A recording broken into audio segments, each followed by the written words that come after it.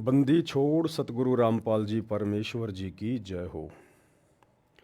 परमपिता परमात्मा सारी सृष्टि के रचनहार, कुल मालिक, असंख्य ब्रह्मांडों के स्वामी, जगत गुरु, तीनों लोकों में प्रवेश करके सबका भरण पोषण करने वाले, राजाधिराज, आत्माधार, नाथों के नाथ, देवों के देव महादेव, सर्वेश्वर महेश्वर, मृत्युंजय, अजरो अमर, आदि अनादि, सनातनी प्रभु, जगत पिता जगदीश्वर, श्री श्री 1008 की उपाधि के वास्तविक अधिकारी, अकाल मूरत शब्द स्वरूपी राम वासुदेव, सर्वगतम ब्रह्म, परम पूज्य, प्रथम पूज्य, परम संत, परम पुरुष, परम धनी, परम दयालु, सत्य कबीर, हक्का कबीर, अल्लाहु कबीर, अल्लाहु अकबर, बाखबर, अल्लाह ताला, जगत के तारणहार, जगत के मुक्तिदाता, जगत के जगन्नाथ, हारे के सहारे, हिंदुओं के राम, मुसलमानों के अल्लाह, सिखों के वाहिगुरु, ईसाइयों के मसीह, दया के सागर दयानिधि, करुणा के सागर करुणानिधि, स्वयंभू परिभू, संकट मोचन, कष्ट हरण, मंगल करण, दुख भंजन, अविगत कबीर, निर्विकार निर्विषम परमात्मा, अलय अलेख सतगुरु, आदि अनादि सतगुरु, असली मर्यादा पुरुषोत्तम, असली राम, असली कृष्ण, असली घनश्याम, असली मुरारी, राजाओं के राजा, महाराजाओं के महाराजा, शहंशाहों के शहंशाह, सम्राटों के सम्राट, भगवानों के भगवान, अल्लाहों के अल्लाह, प्रभुओं के प्रभु, मसीहाओं के मसीह, सच्चे वाहिगुरु, बाबाओं के बाबा, पीरों के पीर, सेठों के सेठ, जगत सेठ, सावड़सा सेठ, सर्वगुण संपन्न, अनंत कोटि कलाओं के स्वामी, अनंत कोटि ब्रह्मांडों के नायक, योगियों में महायोगी, ध्यानियों में महाध्यानी, सिद्धों में परम सिद्ध, ज्ञानियों में तत्व ज्ञानी, ब्रह्म ज्ञानी, महाज्ञानी, परम ज्ञानी, सर्वश्रेष्ठ ज्ञानी, विज्ञानी, युवा कबीर, समर्थ कबीर, असमवात, अमित ओजा, सच्चे रहनुमा, करीम अल्लाह, सुभान अल्लाह,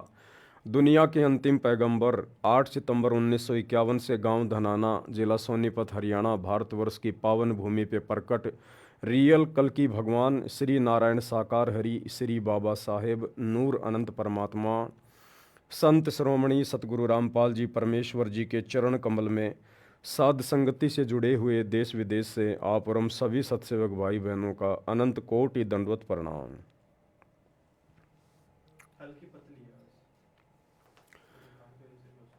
सत्साई भाई और बहनों, दया परमपिता परमेश्वर जी की, सारी सृष्टि के सृजनहार, सारी सृष्टि के रचयिता सतगुरु रामपाल जी भगवान की, जिनके शुभ आशीर्वाद से, विशेष आशीर्वाद से आप और हम सभी सत्सेवक भाई बहन साध संगति से जुड़कर गुरु को परमात्मा मान के, ज्ञान को आधार बना के, भक्ति मार्ग पर हर प्रकार से मर्यादाओं में रहते हुए दृढ़ता के साथ निरंतर आगे की ओर बढ़ रहे हैं।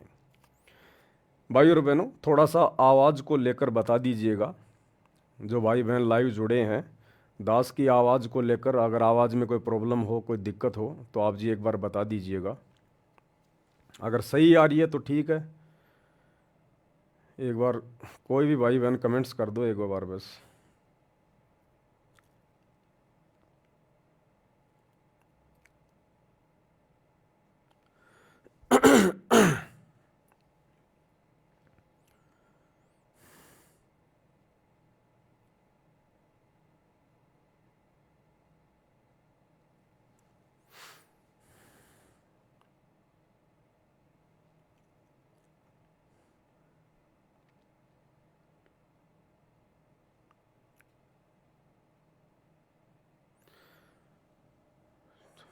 सतसाहिब जी ठीक है, दया परमात्मा की। वैसे सही है सब कुछ, लेकिन हल्की सी पतली है। सतसाई भाई और बहनों, बंदी छोड़ सतगुरु रामपाल जी भगवान की जय हो। भाई और बहनों, आप और हम वर्तमान में जिस दौर से गुजर रहे हैं, ये कोई सामान्य दौर नहीं है। दुनिया की नज़रों में उनकी दैनिक जो क्रिया होती है बस वही है, उसके अलावा उन्हें आगे पीछे का कुछ नहीं पता है। ना उन्हें आत्मज्ञान है, ना उन्हें परमात्म ज्ञान है, ना उनको ये पता कि मुझे ये मनुष्य जीवन क्यों मिला है, और मेरा मुख्य कार्य क्या है, जिस कार्य के लिए उस अल्लाह ने, उस परमेश्वर ने मुझे ये मनुष्य शरीर दिया, स्त्री या पुरुष का।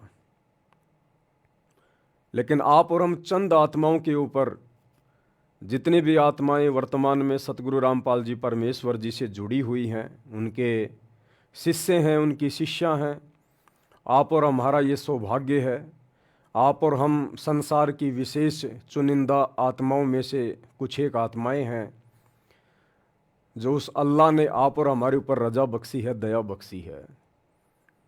जो दया, जो रजा उस परमेश्वर की, उस अल्लाह की वर्तमान में ब्रह्मा विष्णु महेश के ऊपर नहीं है, 33 करोड़ देवी देवताओं के ऊपर नहीं है, चारों शंकराचार्यों के ऊपर नहीं है, मुसलमान धर्म के बड़े से बड़े मुल्ला और मौलवियों के ऊपर नहीं है, जैन धर्म के किसी तीर्थकर के ऊपर नहीं है। वो दया गुरुदेव ने आज आप और हमारे ऊपर बख्शी हुई है। और इस बात का पता लोगों को 2028 के आसपास चलेगा, जब ये परमात्मा सतगुरु रामपाल जी भगवान, दुनिया जिन्हें कल्कि के नाम से यूट्यूब पे ढूंढ रही है, दुनिया भर के भविष्य वक्ता जिनके विषय में भविष्यवाणियाँ कर रहे हैं, लेकिन वो खोज नहीं पा रहे, सर्च नहीं कर पा रहे कि वास्तव में वो कल्कि है कौन। तो इस दुनिया को उस समय पता चलेगा जब ये कल्कि भगवान, ये सतगुरु रामपाल जी भगवान 2028 के आसपास अचानक से दुनिया के सामने प्रकट होंगे, जैसे नरसिंह खंबा फाड़ के अचानक से प्रकट हुआ था। तो हम आत्माओं ने दुनिया वालों को देखकर या दुनिया वालों की बातें सुनकर हमने अपने मनोबल को कमजोर नहीं करना है। हमारी समझ में आ गया है कि परमात्मा कौन है, भगवान कौन है, अल्लाह कौन है। ये हिंदू, मुस्लिम, सिख, ईसाई ये खाली फालतू में मंदिरों में, चर्चों में, गुरुद्वारों में, मस्जिदों में जा जाकर चिल्लाते हैं, लेकिन वहाँ भगवान नहीं है, अल्लाह नहीं है, वाहिगुरु नहीं है, मसीहा नहीं है। वो अल्लाह, वो परमात्मा, वो सतगुरु कोई जानवर नहीं है, कोई पशु नहीं है जो मुल्ला मौलवी पंडित काजी या कोई भी पाठी या कोई भी पास्टर पोप पादरी उसे रस्से से बांधकर और उस मंदिर मस्जिद में, चर्च या गुरुद्वारे में रख लेगा। वो तो सर्वंग है, सर्वंग रमता राम है। उसकी शक्ति, उसकी सत्ता, उसका वास सृष्टि के कण कण में है। तो आज आप और हमें पता चल चुका है उस परमेश्वर की दया से, उसकी रजा से, क्योंकि वो खोजने से नहीं मिलता, उसकी पहचान कोई इंसान नहीं कर सकता। आना भाई, देखना एक बार ये।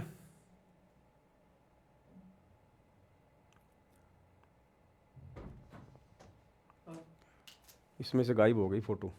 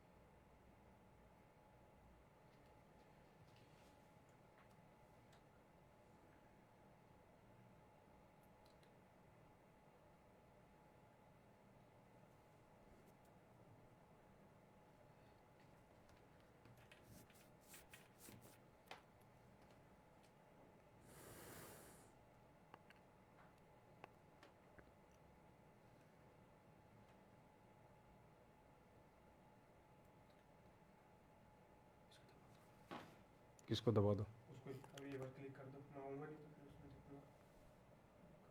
हाँ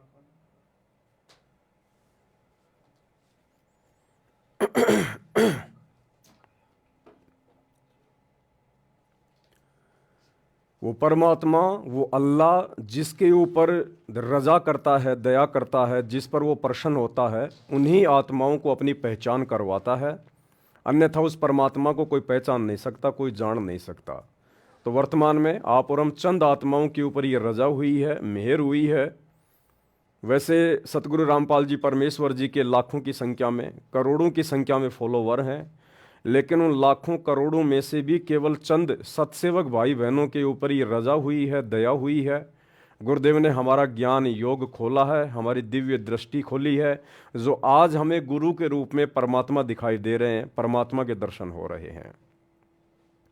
तो भाई और बहनों, इस रजा को हम सभी भाई बहन इसी प्रकार से बरकरार रखें, और ये रजा बरकरार रहेगी गुरुदेव की मर्यादाओं में रहकर आजीवन उनकी सतभक्ति करते रहने से। अगर आपने मर्यादा तोड़ दी तो भले आप कितनी भक्ति कर लो, कितना आप जी कुछ भी अपने मन में श्रद्धा लगा के बैठे रहो, परमात्मा यानी गुरुदेव हमारे निकट भी नहीं है। हमारी वो बात नहीं बनेगी जिस मोक्ष के लिए हम दिन रात प्रयत्न कर रहे हैं, इतना संघर्ष कर रहे हैं। तो भक्ति हमारे लिए सबसे पहला काम है, सबसे पहला काम। हम कुछ भी करें, लेकिन हमने दो तीन चीज़ों का विशेष तौर पर ध्यान रखना होगा अगर अपने अल्लाह को प्रसन्न करना है तो। सबसे पहले उनके द्वारा हमें जो भक्ति क्रिया करने को दे दी गई है, पांचों यज्ञ, वो पांचों यज्ञ हमने नियमित करने हैं। 5 यज्ञ कौन कौन से बताए गुरुदेव भगवान ने? ज्ञान यज्ञ और ध्यान यज्ञ।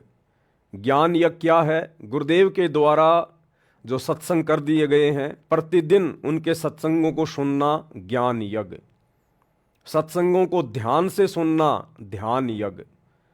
गुरुदेव ने हमें जो तीनों समय की संध्या आरती दी है, जो त्रिकाल संध्या दी है, तीनों समय की आरतियां करना, विधि विधान से करना, यह है ज्ञान यज्ञ। और आरतियों को ध्यान देकर करना, वाणियां क्या कह रही हैं, अपने भटके हुए मन को रोककर तीनों समय की आरती करना, वो ध्यान यज्ञ। गुरुदेव ने हमें जो सतभक्ति मंत्र दिए हैं जाप करने के लिए, उन मंत्रों के ऊपर ध्यान लगा के जो विधि बताई है सुरति नृत्य मन और पवन से, उस विधि से मंत्रों का जाप करना ज्ञान यज्ञ और ध्यान यज्ञ में आता है। परमेश्वर की महिमा करना ज्ञान यज्ञ और ध्यान यज्ञ में आता है। तीसरा यज्ञ है हवन यज्ञ। यानी हमने अपने घरों में जो जो उपदेशी हैं, उन्होंने देसी घी का दीपक जलाना होता है। खड़ी बत्ती वाला देसी घी का दीपक उन भक्तों ने अपने घर पर जलाना है। और कोशिश करें, परमात्मा दया करें, 24 घंटे हमारे घरों में दीपक जलना चाहिए। 24 घंटे कोशिश कीजिएगा, अपने और जो खर्चे हैं उनको सीमित कीजिएगा, और कोशिश करें परमात्मा का दीपक 24 घंटे देसी घी का खड़ी बत्ती वाला हमारे घर में जलना चाहिए। और चौथी यज्ञ है दंडवत, यानी अपने गुरुदेव भगवान को दंडवत प्रणाम करना। दंडवत प्रणाम करने की भी गुरुदेव ने विधि बताई है। यदि आप आधीनी के साथ, आपके अंदर दासातन होना चाहिए, दास भाव होना चाहिए, और वो दिखावटी दास भाव नहीं चलेगा, दिखावटी आधीनी वाला भाव नहीं चलेगा। ये परमात्मा है, अंतर्यामी है, हम इसके सामने औपचारिकता नहीं कर सकते, ये हमारे हृदय में बैठा हुआ है। हम बाहर मार्केट में जहाँ भी काम धंधा करते हैं, जो भी अपना बिजनेस व्यवसाय करते हैं, वहाँ तो बार बार हम चिल्लाते हैं, लेबर के ऊपर चिल्लाते हैं, छोटी छोटी बातों के ऊपर मनमुटाव करते हैं, ऊंची आवाज़ में बातें करते हैं, 2 मिनट में हम गुस्सा हो जाते हैं, और जब घर पे आते हैं सुबह शाम तो हाथ जोड़ के गर्दन नीची करके दंडवत प्रणाम करते हैं। तो वो दंडवत प्रणाम परमात्मा स्वीकार नहीं करेगा। गुरुदेव ने बताया जो पतिव्रता स्त्री होती है, वो चाहे अपने घर पे रहे, चाहे घर से बाहर रहे, उसका आचार विचार व्यवहार बोलना चलना एक जैसा होना चाहिए। तो हम अपने गुरुजी के सामने दंडवत प्रणाम करते समय तो लंबा लेट रहे हैं, गर्दन नीची कर रहे हैं, नीची आवाज में बात कर रहे हैं, और बाहर मार्केट में, बाजार में या अन्य कोई भी व्यवसाय हमारा जैसा भी है, वहाँ हम चिल्ला रहे हैं, चीख रहे हैं, ये नुकसान कर दिया, इसकी भरपाई कौन करेगा, तुम लेबर हो या तुम क्या हो, तुम्हारा दिमाग है या पजामा है। तो परमात्मा उस दंडवत प्रणाम को जो दिखावटी है उसको स्वीकार नहीं करेगा। जब तक परमात्मा यानी सतगुरु अपने भगत के आचार विचार व्यवहार को, उसकी करनी और कथनी को एक जैसा नहीं देखेगा, तब तक परमात्मा उसके दिखावटी दंडवत प्रणाम को स्वीकार नहीं करेगा। और पांचवी यज्ञ है धर्म यज्ञ। धर्म यज्ञ यानी अपनी आमदनी का जो भी आप काम धंधा करते हैं, मेहनत मजदूरी नौकरी करते हैं, उसका 10वां हिस्सा, उसका 10% अंश अपने गुरुदेव भगवान के हाथों में दान करना धर्म के लिए। क्योंकि गुरु जो सुपात्र होता है वो केवल उसका सदुपयोग ही करेगा, वो वापस हमारी सेवा में लगाएगा, हमारे लिए ही व्यवस्थाओं में लगाएगा, भंडारे में लगाएगा। तो सुपात्र को दिया गया दान धर्म यज्ञ कहलाता है। और वर्तमान में जैसे हमारे गुरुदेव भगवान अपने मिशन के तहत कुछ समय के लिए आप और हमारे से दूर हिसार जेल में बैठे हुए हैं, ऐसी स्थिति में आज उनके नाम पर उनके परिवार ने धार्मिक धंधा खोल रखा है, जगह जगह सतलोक आश्रम खोल रखे हैं, जगह जगह नामदान सेंटर खोल रखे हैं। जबकि ये लोग कुपात्र हैं, ये लोग दान धर्म लेने के अधिकारी नहीं हैं, सुपात्र नहीं हैं। बहुत सारे भाई बहन इनके झांसे में फंसे हुए हैं, लेकिन जो ज्ञानी आत्मा है वो ऐसी गलती नहीं करेगी वर्तमान में, क्योंकि वर्तमान में गुरुदेव की गैर हाजिरी में आज हमारी परीक्षा चल रही है। तो वर्तमान में धर्म यज्ञ कहाँ करें, कैसे करें? पहली बात तो ऐसी विशेष परिस्थितियों में यदि हम धर्म यज्ञ नहीं कर पाते हैं तो हमें दोष नहीं लगता है, क्योंकि हम तो करना चाहते हैं, लेकिन हमारे गुरुदेव भगवान हिसार जेल में बैठे, हमारी मजबूरी है। बाहर जितने भी लोग हैं सब कुपात्र हैं, कोई भी सुपात्र नहीं है। तो दें तो किस आश्रम में दें, कहाँ दें? तो हमारे सामने दो ही विकल्प हैं, या तो हम ज्योति पाठ और दान का अपने घर पर जहां दरबार साहिब लगा रखा है, अपने गुरुदेव को परमेश्वर मानकर हम दंडवत प्रणाम करके और संकल्प कर लें कि ये गुरुदेव दास आपके चरणों में ज्योति का, पाठ का या वैसे दान का संकल्प करता है, आप इसको स्वीकार करने की कृपया करें। और गुरुदेव जब आप आश्रम में आ जाओगे उस समय दास आपके चरणों में ये सेवा राशि सौंप देगा। दूसरा तरीका है, यदि आप अपने गुरुदेव भगवान को प्रतिदिन भोग लगा रहे हैं, प्रतिदिन आप उनको इष्ट मान के, परमेश्वर मान के, गीता अध्याय 3 श्लोक 13 के अनुसार भोग लगा रहे हैं, तो ये आपका धर्म यज्ञ में काउंट होता है, ये आपका धर्म यज्ञ में काउंट होता है। कोई भगत भाई बहन हमारे घर पर आते हैं, प्यार प्रेम से भंडारा खिलाओ, उनकी सेवा करो, वो भी धर्म यज्ञ में आता है। और वर्तमान में गुरुदेव का मिशन है साध संगति। साध संगति में जो भी सेवा होती हैं वो परमेश्वर के अनुरूप होती हैं, उनकी प्रेरणा के अनुसार होती हैं। तो साध संगति में जब भी कोई सेवा चलती है, आप जी जैसा भी आपको परमात्मा प्रेरणा करें, आप अपना योगदान उसमें कर सकते हैं, क्योंकि यहाँ आपके एक भी रुपये का किसी भी प्रकार से दुरुपयोग नहीं होगा।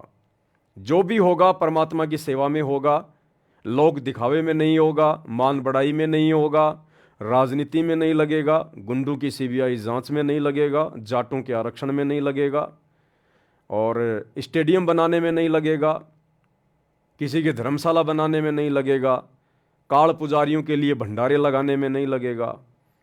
यहाँ जो लगेगा केवल परमात्मा की सेवा में लगेगा।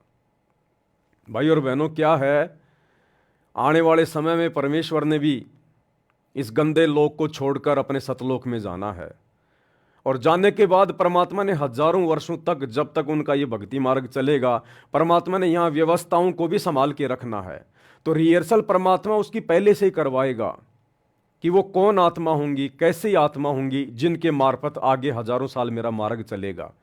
तो मेरे बच्चे उनके ऊपर विश्वास करें, ज्ञान को आधार बनाकर।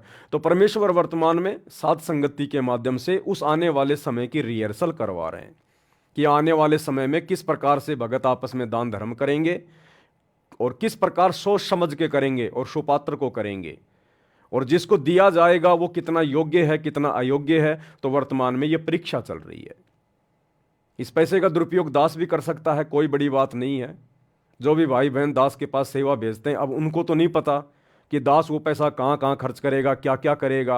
वो आत्माएं अपने गुरुदेव को आधार मानकर और विश्वास करके, जो उन्होंने देखा है सुना है साथ संगति में, वो विश्वास करके सेवा भेजती है दास के पास में। अब दास यदि निकम्मापन कर दे गुरुदेव के बेटा बेटी भाई बंधु रिश्तेदारों की तरह, इन आश्रम वालों की तरह, तो मेरे एक के कारण कितनी हजारों आत्माएं परमात्मा की दोषी हो जाएंगी। इसलिए भाई और बहनों, दास ये गलती नहीं कर सकता, और जब तक इस दास की श्वासें शरीर में हैं तब तक नहीं करेगा। क्योंकि मुझे परमात्मा ने धर्म कर्म के बारे में, लाभ हानि के बारे में, उचित अनुचित के बारे में, भक्ति मार्ग पे क्या उचित है क्या अनुचित है, सब कुछ समझा दिया है। तो दास ये गलती नहीं कर सकता।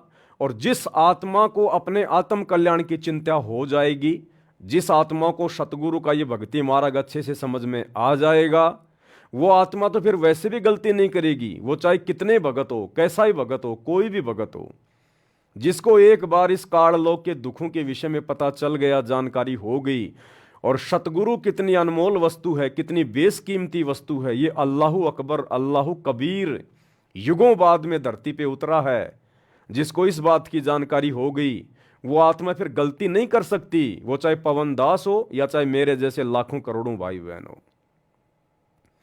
तो आने वाले समय में किस प्रकार से परमेश्वर की व्यवस्थाएं चलेंगी, आज हिसार जेल में बैठ के परमात्मा उन सब की रिहर्सल देख रहा है। तो ये पांचों यज्ञ हमने नियमित रूप से करनी है। उसके बाद गुरुदेव भगवान के जो नियम हैं, जो मर्यादाएं हैं, हमने उनका प्रत्येक का अनुसरण करना है, फॉलो करना है। एक भी मर्यादा ना टूट जाए गुरुदेव भगवान की।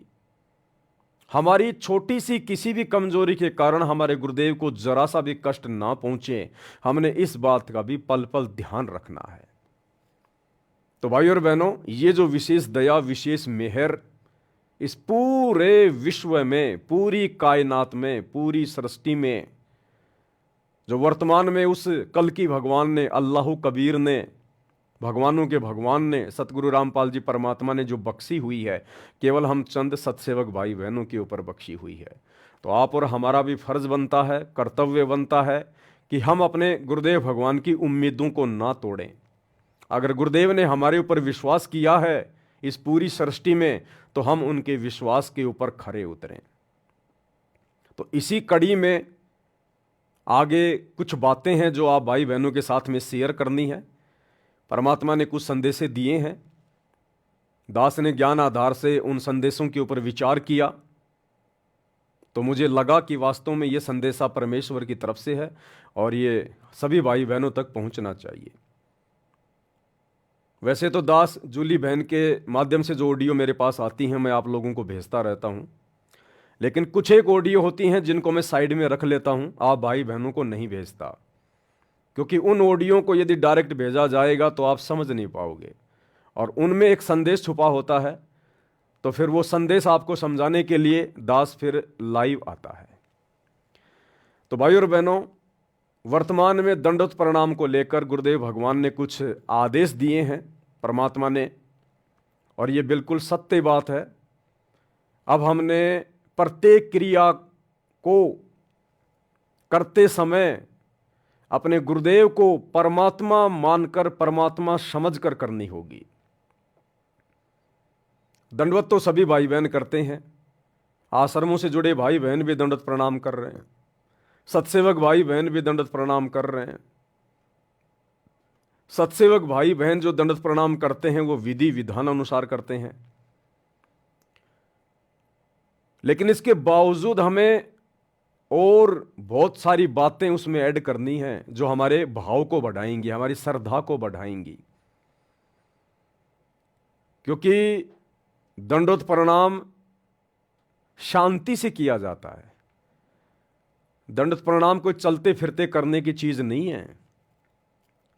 हम जिनको दंडवत प्रणाम कर रहे हैं वो कोई आम वस्तु नहीं है, कोई सामान्य संत या व्यक्ति नहीं है, कोई तीन लोक का भगवान नहीं है। तो दंडवत प्रणाम करते समय हमने कितनी स्थिरता, कितना धैर्य, कितना ठहराव, कितनी शांति अपने अंदर लेकर आनी पड़ेगी। दरबार में गए, दंडवत प्रणाम किया, दिमाग में क्या चल रहा है फटाफट, अब बस किया दंडवत प्रणाम, उठ गए और चले गए। अब ये नहीं चलेगा। हमें परमात्मा पीएचडी की पढ़ाई करवा रहे हैं, पीएचडी की पढ़ाई सत्सेवकों को। अब हमने हर चीज में ठहराव लाना पड़ेगा। हम सत्सेवकों के जीवन में जल्दबाजी बिल्कुल भी नहीं होनी चाहिए, क्योंकि जो भगत होता है, भक्ति से परिचित होता है, सतगुरु से परिचित होता है, वो ऐसा कोई काम करेगा ही नहीं जो काम जल्दबाजी का हो या भगत को टेंशन में डाल दे, जल्दबाजी में डाल दे। तो फिर हमने कोई भी भक्ति क्रिया करते समय, वो चाहे तीनों समय की आरती करना हो, चाहे गुरुदेव के सत्संग सुनने हो, चाहे गुरुदेव को दंडवत प्रणाम करना हो, हमने जल्दबाजी बिल्कुल भी नहीं करनी है। हमने इसको त्यागना है, चाहे हमारा कितना ही अर्जेंट काम क्यों ना पड़ा हो, चाहे करोड़ों रुपये का काम क्यों ना बिगड़ना हो, लेकिन ये अरबों खरबों का कार्य जो भक्ति है, इसको हमने प्रथम महत्व देना है। तभी हमारे गुरुदेव भगवान रीझेंगे, हमसे प्रसन्न होंगे, खुश होंगे। तो शुरुआत करता हूं जूली बहन के द्वारा भेजी गई एक ऑडियो से। इस ऑडियो के माध्यम से परमात्मा ने क्या संदेशा दिया है, पहले हम पूरी ऑडियो सुनेंगे। ये 8 मिनट 20 सेकंड की ऑडियो है। उसके बाद परमात्मा दया करेंगे, जहाँ जहाँ आवश्यकता होगी दास सभी भगत भाई बहनों को बताएगा कि परमेश्वर की ओर से क्या आदेश है। और देखो, आप सभी भाई बहन जो भी हैं साथ संगति से जुड़े हुए हैं, वैसे तो आप लोग सभी ज्ञानी हो, विद्वान हो, परमात्मा ने सबको हंस बना दिया है। आपने ना ही तो आंख बंद करके मुझ पवन दास की किसी बात पे यकीन करना है, ना ही जूली बहन की ऑडियो पे या किसी अन्य भगत के द्वारा निकट भविष्य में जो संदेशा दिया जाए, हमने आंख बंद करके किसी भी बात पे यकीन नहीं करना, विश्वास नहीं करना, वरना हम मार खा जाएंगे। हमने साथ साथ इन बातों का ध्यान रखना है। परमात्मा ने चाहे किसी को भी निमित्त बनाया हो, लेकिन वो निमित्त करता एक जीव है, 2 कोटि का प्राणी है। वो हमारा सतगुरु नहीं है, वो भगवान नहीं है। क्या पता परमात्मा उस निमित्तकर्ता से जानबूझ के गलती करवा दे, आम संगत की परीक्षा लेने के लिए, कि बाकी लोग जो उसको सुनते हैं, उसको देखते हैं, वो लोग ज्ञान आधार से विचार करते हैं या मेरे निमित्तकर्ता की प्रत्येक बात पर आंख बंद करके भेड़ चाल में चलते हुए विश्वास कर रहे हैं। तो क्या पता परमात्मा ही दास से गलती करवा के, कुछ गलत शब्दों का प्रयोग करवा के या ज्ञान विरुद्ध संदेशा दिलवा के आप भाई बहनों की परीक्षा ले रहे हो। और आप जी बस पवन भाई ने बोल दिया, पवन भाई ने बोल दिया, और विचार अगर नहीं किया तो आप जी परमात्मा की परीक्षा में फेल हो जाओगे। क्योंकि दास का शुरू से यह मकसद रहा है, और इसीलिए दास को परमात्मा ने हमेशा से सहारा दिया है। क्योंकि मेरे मन में कोई छल कपट नहीं है, कोई राग द्वेष ईर्ष्या नहीं है, मेरे मन में कोई लोभ लालच या कोई स्वार्थ नहीं है। मैं संगत को ठगूं, संगत से पैसा हड़पूं, उस पैसे से मैं कोई बिजनेस खोलूं, मेरी ऐसी कोई भावना शुरू से ही इस भक्ति मार्ग पर नहीं रही है। इसलिए परमात्मा ने इस कुत्ते को निमित्त बनाया है। और अब इतना ज्ञान दे दिया भगवान ने, अपनी बिल्कुल पहचान करवा दी। अब भी यदि कोई व्यक्ति अगर इस परमात्मा से धोखा करने की सोचेगा, तो उससे बड़ा गधा फिर संसार में कोई दूसरा नहीं है। तो परमेश्वर ने क्या कुछ संदेशा भिजवाया है, इसीलिए पहले दास आपको सुनाता है। दास डायरेक्ट कोई आदेश आप लोगों के ऊपर नहीं थोपता है, ना मैं कोई आदेश देने का अधिकारी हूं। जो संदेशे आते हैं मैं तो आप सभी भाई बहनों के सामने रख देता हूं। आपको लगे कि ये बातें अपनाने से भक्ति में हमें कुछ फायदा ही है, नुकसान नहीं है, तो आप उनको अपना सकते हैं। आपको लगता है कि ये जो बातें बताई जा रही हैं ये गुरुदेव के ज्ञान के विरुद्ध हैं, तो आप जी बाध्य नहीं है, आप उन बातों को ना मानिएगा। बंदी छोड़ सतगुरु रामपाल जी भगवान जी की जय हो। जय हो बंदी छोड़ की लौट पानी और की। सत्ताई भाई जी, दास जी परमात्मा जी की अभी चरण सेवा कर रही थी, तो मालिक ने दिखाया, मालिक जी ने दिखाया, जैसे कि 1998-99 के सत्संग है ना परमात्मा के, जो परमात्मा जा रहे थे की नाम मगर बिहाना सतगुरु वो शब्द गाते हैं, उसमें सभी भाई बहन परमात्मा के पीछे पीछे चलते हैं, परमात्मा जी आगे आगे चलते हैं। वही स्वरूप है मालिक का, उसी तरह से जा रहे। पर जहाँ परमात्मा जा रहा है उसके पीछे, परमात्मा जी के पीछे जो भगत भाई हैं, वो पहले वाले नहीं, वो सभी सत्सेवक भाई बहन हैं। परमात्मा जी के साथ जा रहे तो परमात्मा जी गए वहाँ पे एक स्टेज बना बहुत बड़ा, बहुत बड़े-बड़े साउंड लगे हुए हैं और परमात्मा जी स्टेज पे खड़े हो गए और सबकी जनता नीचे है। तो परमात्मा जी कह रहे हैं, आप लोगों को पता बच्चों, पुण्यात्माओं, परमात्मा को दंडवत प्रणाम कैसे करते हैं? तो सभी भाई-बहन तो बोल दिए हाँ पता है, तो बताओ।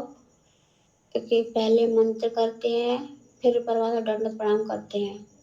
तो परमात्मा जी कह रहे हैं पहले परमात्मा को बैठ के परमात्मा को दंडवत प्रणाम किया जाता है, फिर जिसके पास प्रथम नाम सत्यनाम है उसका जाप करो और जो भगत आत्माएं संकल्प इच्छा से जुड़ी हैं वो परमात्मा जी का समर्थ साहेब रत्न उजागर की वाणी बोलकर वो परमात्मा जी को दंडवत प्रणाम करेंगी।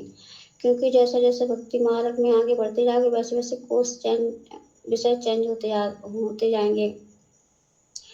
तो अब तुम पीएचडी के बच्चे हो चुके हो तो अब तुम एक क्लास की थोड़ी पढ़ाई करोगे कि आज से आना और आज से हम अभी तुम्हें शोभा नहीं देता है। तो दासी ने कहा कि परमात्मा जी गुरु जी दासी तो ऐसे करती है, पवन भैया ने बताया है कि मैं बैठ के परमात्मा को देखना चाहिए उनके स्वरूप को, फिर हमें चिंतन मनन करके और फिर दंडवत प्रणाम करना चाहिए। तो दासी ऐसे करती है गुरु को कीजिए दंडवत कोटि कोटि सॉरी भगवान जी कर जोर विनती करूं धरूं चरण पसी सतगुरु रामपाल जी भगवान जिन दियो नाम बख्शिश। ऐसे करके ऐसे एक शब्द बोल के मालिक फिर आपको दंडवत प्रणाम दासी करती है। तो परमात्मा जी कह रहे थे ये शब्द को भी बोलना है और समय साहिब रत्न सागर की वाणी को भी बोलना है। और पवन भैया जी आप जी भी स्टेज पे हो परमात्मा के साथ। परमात्मा कह रहे अब तुमने जैसे जैसे मैंने तुझे बताया था तुमने इनको समझा दिया ना। तो परमात्मा गुरु जी से पवन भैया जी आप जी कह रहे हो हाँ मालिक आप जैसे बताया था सभी भाई बहन वैसे दंडवत प्रणाम करते हैं। अच्छा बहुत ठीक है। और फिर परमात्मा कह रहे जैसे कि सर पढ़ाते हैं ना स्कूल में तो सब एक साथ एक सुर में बोलते हैं सब बच्चे, इसी तरह परमात्मा बोल रहे हैं। तो आज से बच्चों को कैसे दंडवत प्रणाम करोगे? सभी भाई बहन कह रहे जी मालिक जैसे आप बताओगे। हाँ तो हमने कैसे बताया आपके गुरु जी ने? तो सब भाई बहन कह रहे मालिक जी आपने बताया कि समृद्ध साहिब रत्न उजागर की वाणी साथ में दंडवत प्रणाम करना है जो भाई बहन जुड़े हुए हैं वो, और बाकी का पवन बेटा तुम्हें समझा देगा, पवन बेटन को समझा देगा ना। तो पवन भैया आप जी ने कहा जी मालिक और सभी भाई बहन कह रहे जी मालिक। तो पवन भैया ने आपको कैसे बताया था दंडवत प्रणाम करने के लिए? तो सभी भाई बहन बता रहे परमात्मा पवन भैया ने बोला था कि हमें ऐसे बैठ के परमात्मा को स्वरूप देख करके मंत्र का जाप करके फिर दंडवत प्रणाम करना। हाँ बेटा ऐसे करना पर आप भक्ति मार्ग में और चेंजिंग होंगी और एक गधे घोड़े की तरह थोड़ी दंडवत प्रणाम करना आए और लौट कर नहीं, अब ये नहीं चलेगा। तुम्हारा गुरु तुम्हारे हृदय में विराजमान है और गुरु जी हर गतिविधि पर नजर रखता है। और अगर तुम फॉर्मोलिटी करोगे भक्ति मार्ग में तो परमात्मा भी फॉर्मोलिटी करेगा। इसलिए तुम्हें और जो है ना जो सुमरन करना है एकाचित्र होकर सुमरन करना है, एक जगह बैठ के सुमरन करना है, ना कि चलते फिरते खाते पीते नहीं। अब बेटा ये नहीं चलेगा। अब तुम पीएचडी के बच्चे हो चुके हो। तो सब लोग कह रहा जी मालिक जी ऐसे करके एक सुर में सभी लोग बोले। परमात्मा कह रहा हाँ अब तुम्हें कुछ याद आया? तो सब लोग कह रहा जी परमात्मा जी हाँ आगे चल के और पवन बेटा तुम्हें और अच्छे से समझा देगा ना बेटा? तो पवन भैया जी आप जी कह रहे जी मालिक।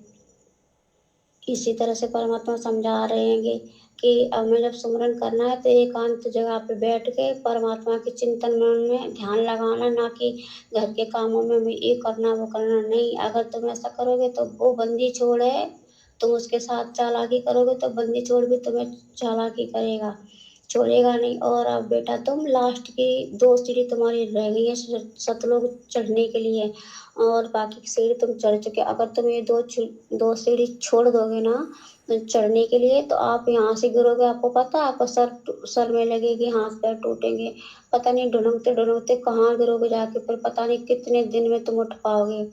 तो इससे अच्छा है कि सही सलामत ऊपर की लास्ट जो 2 सीढ़ी रहेगी इन्हें भी चढ़ जाना है। चढ़ना है कि नहीं? सही भाई बहन कह रहे जी मालिक। इसी तरह से परमात्मा जी कह रहे हैं हमें जैसे जैसे पवन बेटा को बताया था भक्ति मार्ग में उसी तरह से पवन बेटा ने तुम सबको बताया ना। तो सभी भाई बहन कह रहे जी मालिक, हाँ आप तुम बहुत होशियार होते जा रहे हो और फॉर्मेलिटी बिल्कुल भी नहीं चलेगी भक्ति मार्ग में। अब सब नियम कायदे जैसे जैसे भगत आगे बढ़ेंगे उनके चेंज होते जाएंगे। तो पवन भैया आप जैसे परमात्मा कह रहे हैं बेटा इनको अच्छे से और समझा देना। आपके जो भाई बहन है ना बहुत भोले हैं, कुछ तो समझ जाएंगे, वो कुछ नहीं समझ पाएंगे। आपको पता है ना आपका गुरु जी क्या है, आपका गुरु जी संदेशा कुछ देता है, बताना कुछ चाहता है।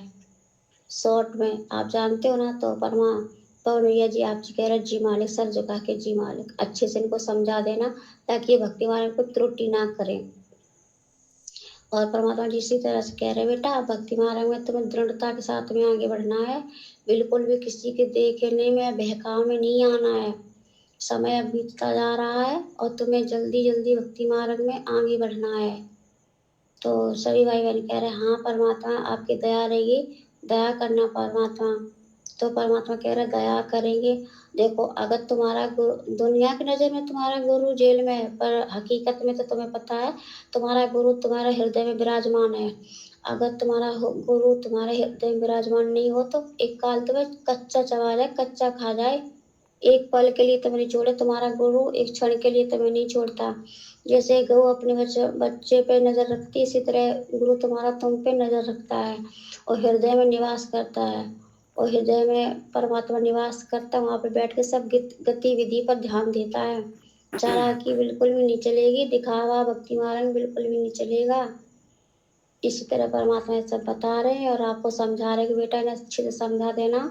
आप जो भक्ति मार्ग में जो भी बच्चे हैं अब नियम चेंज होंगे और जो संकल्प दीक्षा से हैं वो ऐसी मतलब परमात्मा दंडवत प्रणाम करेंगे। पहले समरस साहिब की वाणी बोलेंगे फिर दंडवत प्रणाम करेंगे। उससे पहले तो मतलब जो बोलते हैं ना कर जोरों विनती करूं धरूं चरण पस्ती से ये वाणी भी बोलनी है, उसके बाद समरस साई वाली भी बोलनी है। और इस वाणी को पवन बेटा और अच्छे से तुम सबको समझा देगा। इसी तरह से परमात्मा कह के और सबको आशीर्वाद दे के और फिर परमात्मा जी चले गए।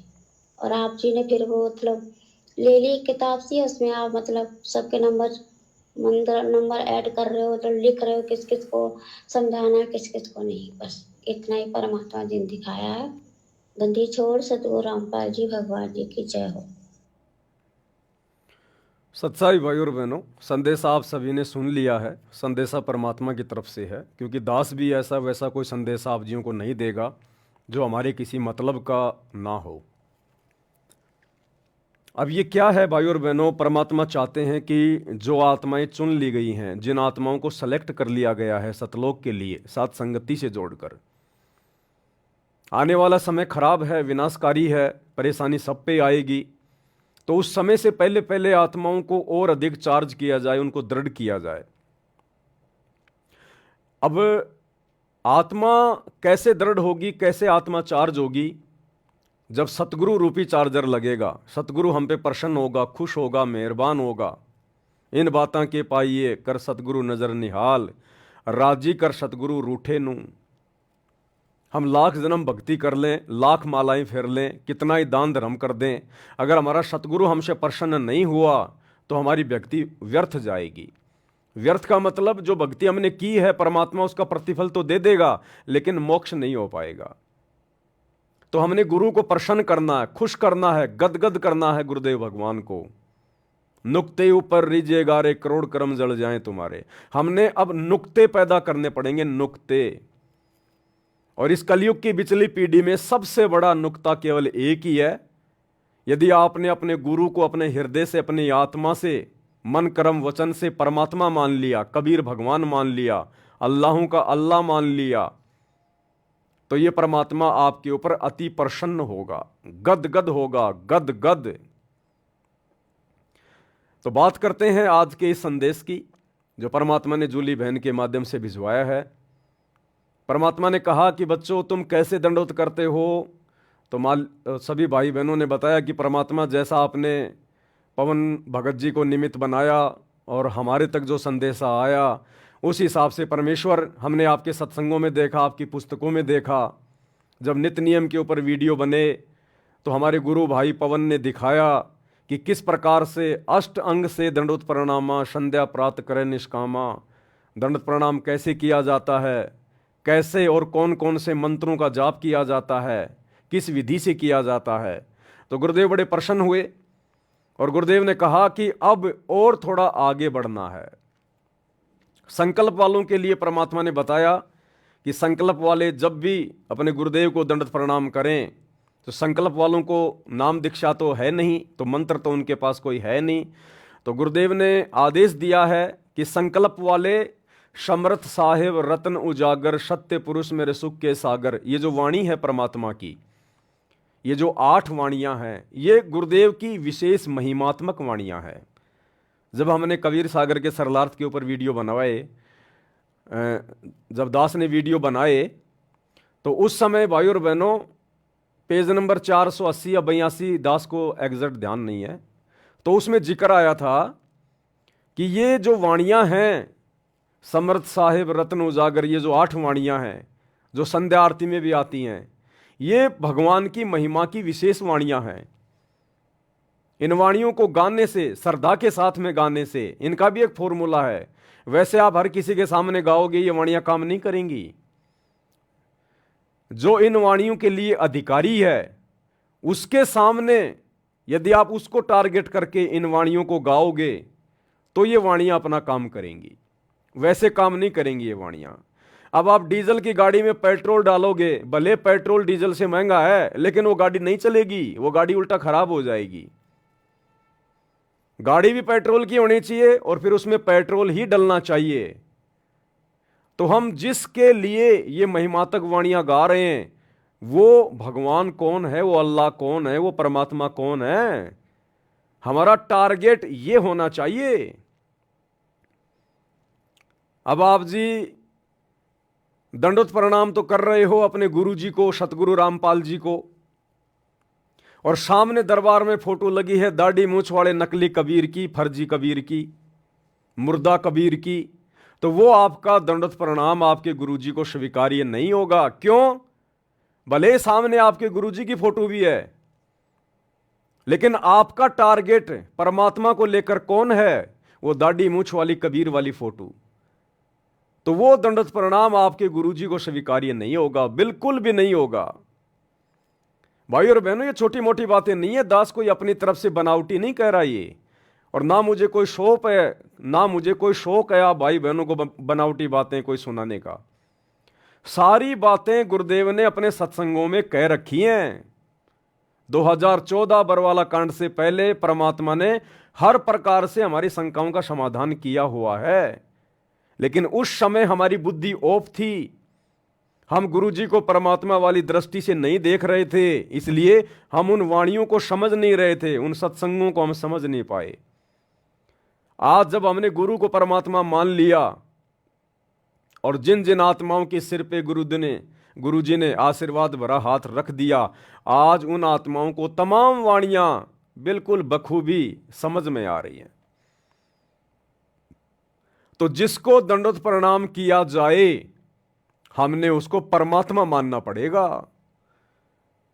हम दंडवत प्रणाम कर रहे हैं अपने गुरुजी को और परमात्मा मान रहे हैं दाढ़ी मूछ वाले मुर्दा कबीर को, तो वो दंडवत प्रणाम हमारे गुरुजी को स्वीकार नहीं होगा, चाहे कितने दंडवत प्रणाम कर लो। एक छोटा सा सत्संग गुरुदेव भगवान के मुख कमल से बिल्कुल क्लियर हो जाएगा, बिल्कुल क्लियर। ध्यान से सुन लीजिएगा आप एक बार। साहब कहते हैं राम वियोगी ना जीवे और जीवत बौड़ा हो। राम से बिछड़ भगवान के सुख न देखने के बाद आदमी या तो जीवे नहीं, जीवेगा तो पागल हो जाएगा। तो वो दशा उस महापुरुष की हुई। तो दादू साहब जी बड़े होते गए, जो जो तब उन्होंने उस अमृतवाणी बोली, वह उनके चेलों ने लिखी गरीब दादू साहब जी के ने, और दादू जी के ग्रंथ में ये विद्यमान है वाणी। अब दादू जी क्या बताते हैं, थोड़ी सी महिमा परमात्मा की दादू जी के शब्दों से सुनाते हैं। ध्यान से। परमात्मा की, परमात्मा शब्द कहने से पाप कटने लग जाते हैं जीव के, लेकिन जो परमात्मा है उसको उद्देश्य बनाकर उसको परमात्मा कहा जाए, लेकिन जो परमात्मा है उसको उद्देश्य बनाकर उसको परमात्मा कहा जाए, लेकिन जो परमात्मा है उसको उद्देश्य बनाकर उसको परमात्मा कहा जाए। अब जैसे हम क्या कह रहे हैं गुरुजी? गुरुदेव भगवान कह रहे कि परमात्मा शब्द कहने मात्र से जीव के पाप कटने शुरू हो जाते हैं, परमात्मा कहने मात्र से। लेकिन वो पाप कटेंगे किसको, वो पाप कटेंगे कैसे, कटेंगे वो किसके पाप है। आप सामने कोई पत्थर की मूर्ति रख के परमात्मा परमात्मा करोगे, मुंह से बोलोगे, पाप नहीं कटेंगे। आप जो अपने मुख से परमात्मा शब्द कह रहे हो, भगवान शब्द कह रहे हो, ये कबीर शब्द कह रहे हो, तो सामने वो कबीर होना चाहिए। आप प्रार्थना कर रहे हो अपने गुरुजी से, सतगुरु रामपाल जी से, हे गुरुजी मेरे ऊपर दुख आ गया, हे गुरुजी मेरी दया करो, हे परमात्मा दया करो। आप प्रार्थना कर रहे हो गुरुजी से, लेकिन आपके दिलो दिमाग में परमात्मा की छवि है, वो दाढ़ी मूछ वाले कबीर की, नकली फोटो, दाढ़ी मूछ वाला नकली कबीर। तो असल में आपके पाप कर्म नहीं कटेंगे। थोड़ी बहुत को राहत मिल जाएगी आपके पिछले संस्कार की, वो अलग बात है, लेकिन मोक्ष के लिए आपके पाप कर्म नहीं कटेंगे। तो गुरुदेव कह रहे हैं कि परमात्मा शब्द कहने मात्र से आपके पाप कर्म जो है वो कटने शुरू हो जाएंगे, लेकिन सामने उसको टारगेट करके परमात्मा कहा जाए जिसको आप जी समझ रहे हैं। आप जो परमात्मा शब्द जिसके लिए प्रयोग जो कर रहे हैं ना, वो वास्तव में परमात्मा होना चाहिए। वैसे परमात्मा कहने से बात नहीं बनेगी। गुरुजी से कितनी प्रार्थना कर लो, कितनी मिन्नतें कर लो, बंदी छोड़, हे बंदी छोड़ गुरुजी, मेरे गुरुजी बंदी छोड़, मेरे गुरुजी कबीर भगवान। और यदि आपने अपने गुरु के अलावा किसी और को कबीर भगवान मान रखा है, तो भले आप अपने गुरुजी को कितना ही बंदी छोड़ कह लो, कितना ही कबीर जी कह लो, कितनी महिमा कर लो, आपका वो टारगेट पूरा नहीं होगा, आपके पाप कर्म नहीं कटेंगे, मोक्ष वाली बात नहीं बनेगी। क्या करें गुरुदेव, एक बार फिर से थोड़ा ध्यान से सुन लीजिएगा। तो साहिब जी के न और दादू जी के ग्रंथ में ये विद्यमान है वाणी। अब दादू जी क्या बताते हैं, थोड़ी सी महिमा परमात्मा की दादू जी के शब्दों से सुनाते हैं। परमात्मा की परमात्मा शब्द कहने से पाप कटने लग जाते हैं जीव के, लेकिन जो परमात्मा है उसको उद्देश्य बनाकर उसको परमात्मा कहा जाए, लेकिन जो परमात्मा है उसको उद्देश्य बनाकर उसको परमात्मा कहा जाए, लेकिन जो परमात्मा है उसको उद्देश्य बनाकर उसको परमात्मा कहा, लेकिन जो परमात्मा है उसको उद्देश्य बनाकर, टारगेट बनाकर उसको परमात्मा कहा जाए, तब हमारे पाप कर्म कटेंगे। तो हम तो 90% भाई बहन जो सतलोक आश्रमों से जुड़े हैं, हमारा जो टारगेट है, हमारा जो उद्देश्य है परमात्मा वाला, वो तो दाढ़ी मूछ वाले नकली कबीर का है। हम तो उस दाढ़ी मूछ वाले नकली कबीर को कबीर भगवान समझ रहे हैं, कबीर परमात्मा समझ रहे हैं, तो हमारे पाप कर्म नहीं कटेंगे। तो ये दया भी साथ संगति से जुड़े हुए सत्सेवक भाई बहनों के ऊपर हुई है कि हमने अपने गुरुजी को ही कबीर भगवान मान लिया, कबीर परमात्मा मान लिया, तब जाकर हमारे पाप कर्म कटे हैं। अरे हमारे पाप कर्म कटे हैं तभी तो हमें गुरु में परमात्मा दिखाई दिया। हमारे पाप कर्म कटे हैं तभी तो आज हम निसंशय होके, दोष रहित होके और गुरु को परमात्मा मान के भक्ति कर रहे हैं। हमारे पाप कर्म कटे हैं तभी तो हमारे को ये दिव्य दृष्टि प्राप्त हुई है, हमारा ज्ञान योग खुला है कि आज हम नीर और खीर का निवेरा कर पा रहे हैं।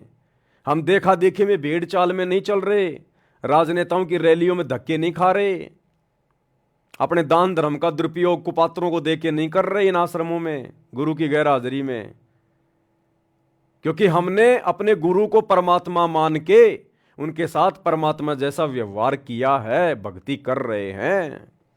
तब जाकर हमारे अंदर वो खौफ, वो डर, वो भय पैदा हुआ है कि असल में कबीर, असल में परमात्मा तो तेरा गुरु है जो धरती पे प्रकट है, और गलतियां कर दी तो छिपने के लिए कहीं जगह नहीं मिलेगी।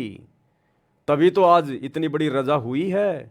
ये साथ संगति मिशन आज इतने साफ सुथरे तरीके से दिन ब दिन आगे की ओर बढ़ रहा है।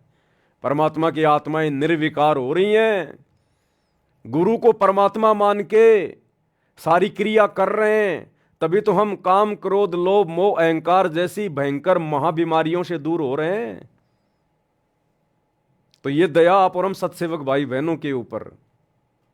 तो अब जो आदेश है जो गुरुदेव भगवान का, और ये बिल्कुल सही है भाई और बहनों, हमने तो अपने भाव को, अपने श्रद्धा को निरंतर आगे की ओर बढ़ाते हुए चलना है। तो वैसे तो सभी भाई बहन विधि विधान से ही दंडवत प्रणाम करते हैं, इसमें कोई दो राय नहीं है, कोई संशय नहीं है, जैसा गुरुदेव ने सत्संगों में बताया, अपनी पुस्तकों में लिखा। लेकिन हमने तो परमात्मा को रिझाना है, प्रसन्न करना है। तो अब हम सभी भाई बहन क्या करेंगे? ये कोई आदेश नहीं है, इसको कोई आदेश ना समझे। बोलने को कोई कुछ भी बोल सकता है, मैं भी बोल ही रहा हूं, आपके ऊपर थोप नहीं रहा हूं। ये मार्ग जबरदस्ती थोपने का नहीं है। आपको अच्छा लगे तो कीजिए, ना लगे तो ठंडे बस्ते में डाल दीजिएगा। अब हम सभी भगत भाई बहन, क्योंकि हमें पता चल गया कि गुरु क्या है, गुरु स्वयं अल्लाहु अकबर अल्लाहु कबीर है, ये भगवानों का भगवान है। तो अब हम सभी भगत भाई बहन जब भी अपने गुरुदेव भगवान को दंडवत प्रणाम करें, दरबार साहिब में या कहीं भी किसी भगत के घर पर जाकर करें, साथ संगति में करें, हम कहीं भी अपने गुरुदेव भगवान को दंडवत प्रणाम करें, तो सर्वप्रथम हम दरबार साहिब के सामने खड़े होके आधीनी के साथ में, गर्दन नीची करके आधीनी के साथ में, सबसे पहले हम अपने गुरुदेव भगवान की महिमा करेंगे।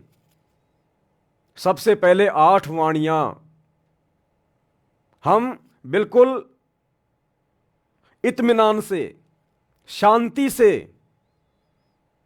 कोई जल्दबाजी नहीं होनी चाहिए, कोई हड़बड़ी नहीं होनी चाहिए। अगर कोई अर्जेंट काम है तो पहले वो काम कर लो अपना। परमात्मा वाला काम बिल्कुल शांति से करेंगे, आराम से करेंगे, क्योंकि हमें पता है कि जो हम दंडवत प्रणाम करने जा रहे हैं वो एक यज्ञ है, एक अश्वमेघ यज्ञ।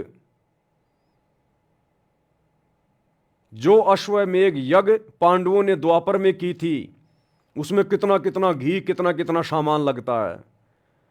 उस अश्वमेघ यज्ञ का फल यदि हमें चाहिए वास्तव में मोक्ष के लिए, तो हमने विधिवत अपने गुरुदेव भगवान को दंडवत प्रणाम करना पड़ेगा। और उस एक अश्वमेघ यज्ञ को सफल करने के लिए द्वापर में पांडवों ने अरबों खरबों रुपए बर्बाद कर दिए, अरबों खरबों रुपए। और उसको सफल करवाने के लिए जब शंख नहीं बजा, तो 5 पांडव, वो दिल्ली का राजा युधिष्ठिर भी नंगे पांव सुपच सुदर्शन की झोपड़ी में गया, नंगे पैर जाकर दंडवत प्रणाम किया, उस एक यज्ञ को सफल करवाने के लिए। और वो अश्वमेघ यज्ञ का फल हमें मात्र 1 मिनट में मिल रहा है, मात्र 1 मिनट में। तो क्या 1 मिनट के लिए हम शांति नहीं रख सकते? अपने आप को दुनिया भर की चिंताओं से, 100 प्रकार के काम धंधों के टेंशन से दूर नहीं कर सकते?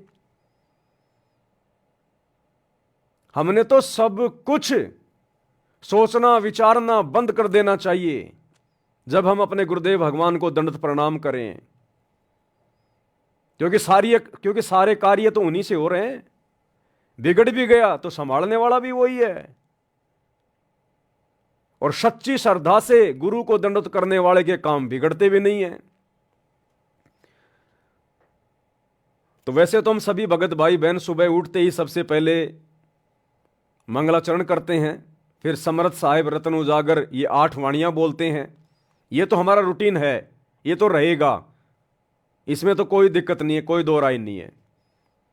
लेकिन जब हम दरबार साहिब में जाएं दंडवत प्रणाम करने के लिए, तो अब हम सभी भगत भाई बहनों ने क्या करना है आगे से, अपने गुरु जी को प्रसन्न करने के लिए, रिझाने के लिए। और हमारे भाव भी बनेंगे। परमात्मा यही तो चाहते हैं कि भाव बने, इनकी श्रद्धा बने, इनके अंदर गुरु जी के प्रति प्रेम और ज्यादा बढ़े। क्योंकि बिना प्रेम के हम सतलोक जा नहीं पाएंगे। बिना प्रेम पावे नहीं चाहे करोड़ समाधि ला, प्रेम केवल अपने गुरु जी में। तो अब हम जब भी दंडवत प्रणाम करें दरबार साहिब में या कहीं भी, तो सबसे पहले हम दरबार साहिब में जाके हाथ जोड़ के खड़े हों आधीन भाव से। और उसके बाद ये 8 वाणियां हम सभी भगत भाई बहन खड़े होके गाएंगे। समरथ साहिब रतन उजागर, सत्य पुरुष मेरे सुख के सागर। जूनी संकट मेटो गुसाई, चरण कमल की मैं बलि जाही। भाव भगति दी जो परवाना, साधु संगति पूर्ण पद ज्ञाना। जन्म कर्म मेटो दुख धुंधा, सुख सागर में आनंद कंदा। निर्मल नूर जहूर जुहारम, चंद्र गता देखो दीदारम। तुम हो बंकापुर के वासी, सतगुरु काटो यम की फांसी। मेहरबान हो साहिब मेरा, गगन मंडल में दीजो डेरा। चकवे चिदानंद अविनाशी, रिधि सिद्धि दाता सब गुण राशि। पिंड पराण जिन दीन दाना, गरीब दास जाकू कुर्बाना। पिंड पराण जिन दीन दाना, गरीब दास जाकू कुर्बाना। तो ये परमात्मा की विशेष महिमात्मक वाणियां हैं।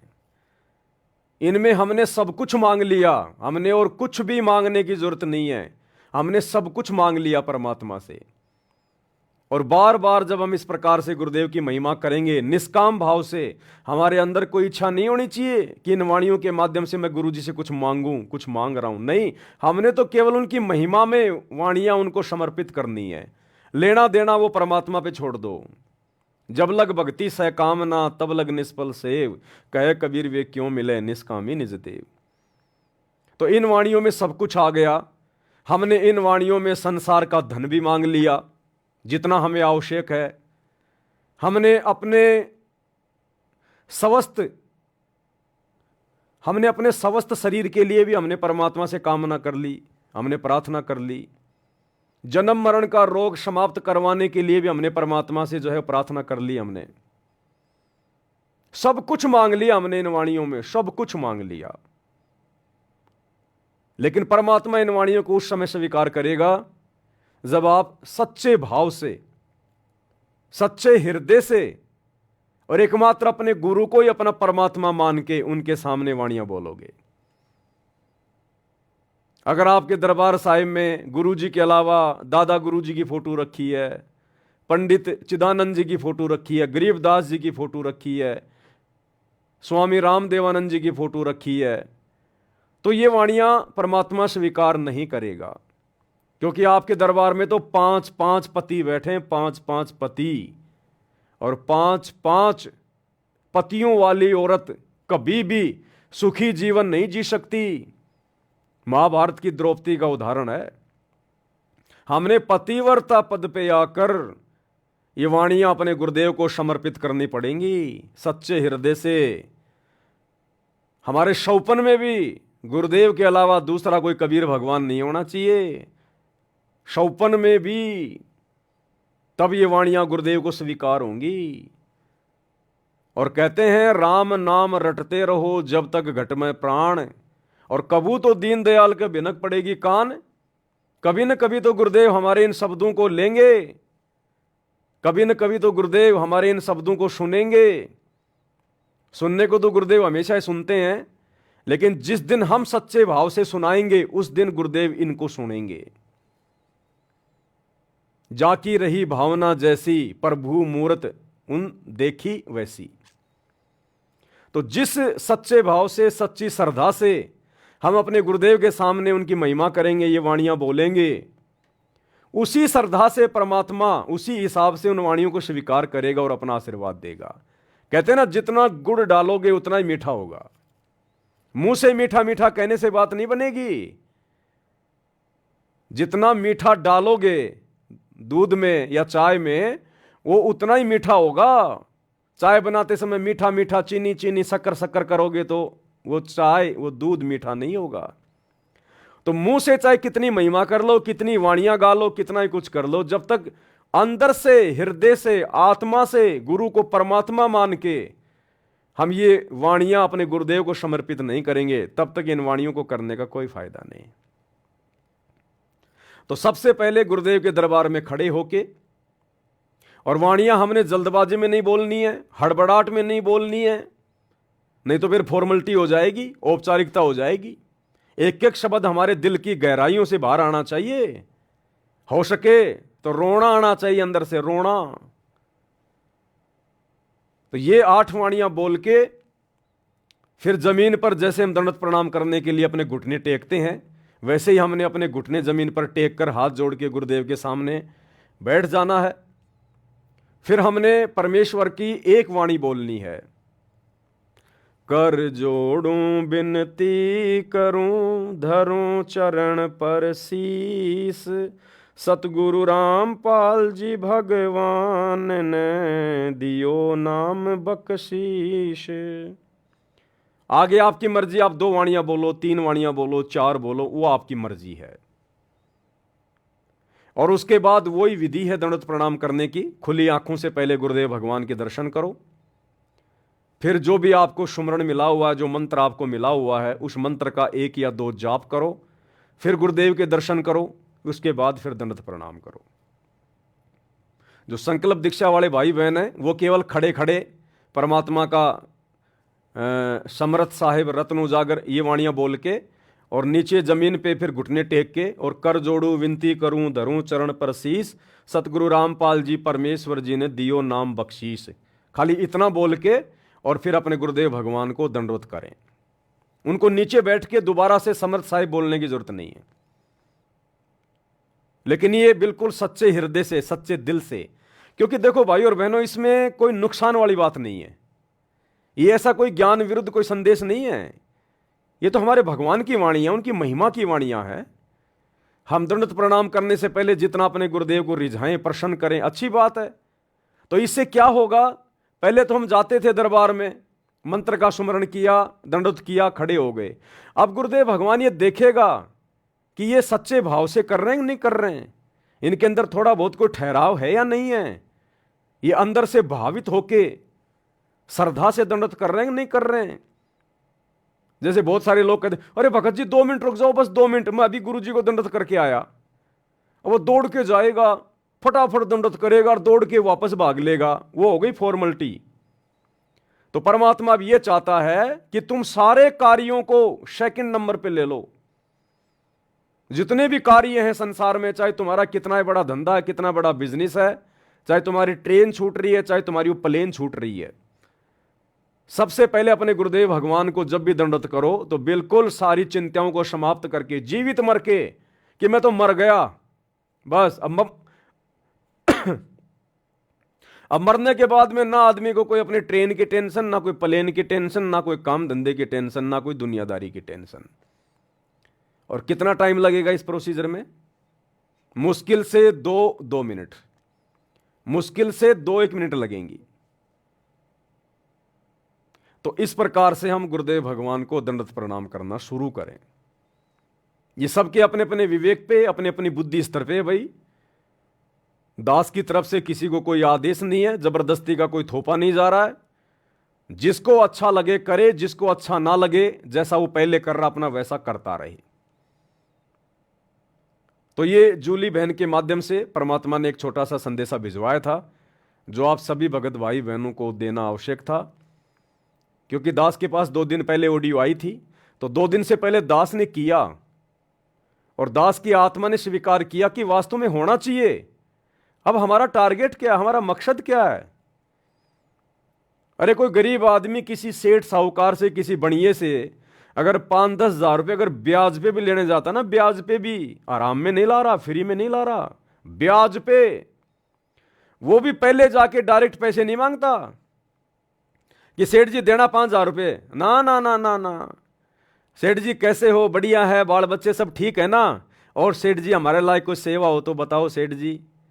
तो पहले उसकी वो खुशामदी करेगा, जिससे वो पैसे लेने जा रहा है, पहले उसको प्रसन्न करेगा, उसको रिझाएगा, उसकी तारीफ करेगा, और उसके बाद कहेगा जी ये छोटी सी अर्ज, छोटी सी विनती थी आपसे। हाँ भाई बोलो सेठ जी, 5-1 हज़ार रुपये की सख्त जरूरत थी, बच्चे की फीस में थोड़े कम पड़ गए, अगले महीने मैं आपका लौटा दूंगा ब्याज समेत। तो वो सेठ आपको मना नहीं करेगा, क्योंकि आपने पहले उसकी बड़ाई करी है, आपने उसके हालचाल पूछे हैं, और उसके बाद आपने उससे पैसे मांगे और ये कदे सेठ जी देना 5,000 रुपये, जैसे उसने सेठ जी के पास में रखे हुए थे कि सेठ जी तुरंत दे देगा, ले जा। तो मांगने का भी तरीका होता है। जैसे परमात्मा ने बताया ना, परमात्मा गुरुदेव भगवान ने बताया कि पहले गांव में ये वीसीआर चले थे। वीसीआर फिल्में फल में देखा करते थे, रात को 2-3 फिल्में ले आते थे, पूरी रात उनको आंख फाड़ के देखा करते थे। तो जब किसी का टीवी वगैरह खराब हो जाता था तो वो क्या करता, अपने पड़ोसी के पास जाता और पड़ोसी के पास जाके पहले उससे हालचाल पूछता, और जी कैसे हो, सब ठीक हैं, बाल बच्चे सब मौज में, काम धंधा सब ठीक चल रहा है ना, अच्छा अच्छा, बाकी सब मालिक की दया है ना, अच्छा अच्छा। फिर बोलता वो जिस काम के लिए आया वो काम बाद में बोलता कि जी आपसे थोड़ी सी एक रिक्वेस्ट थी। क्या बात भाई?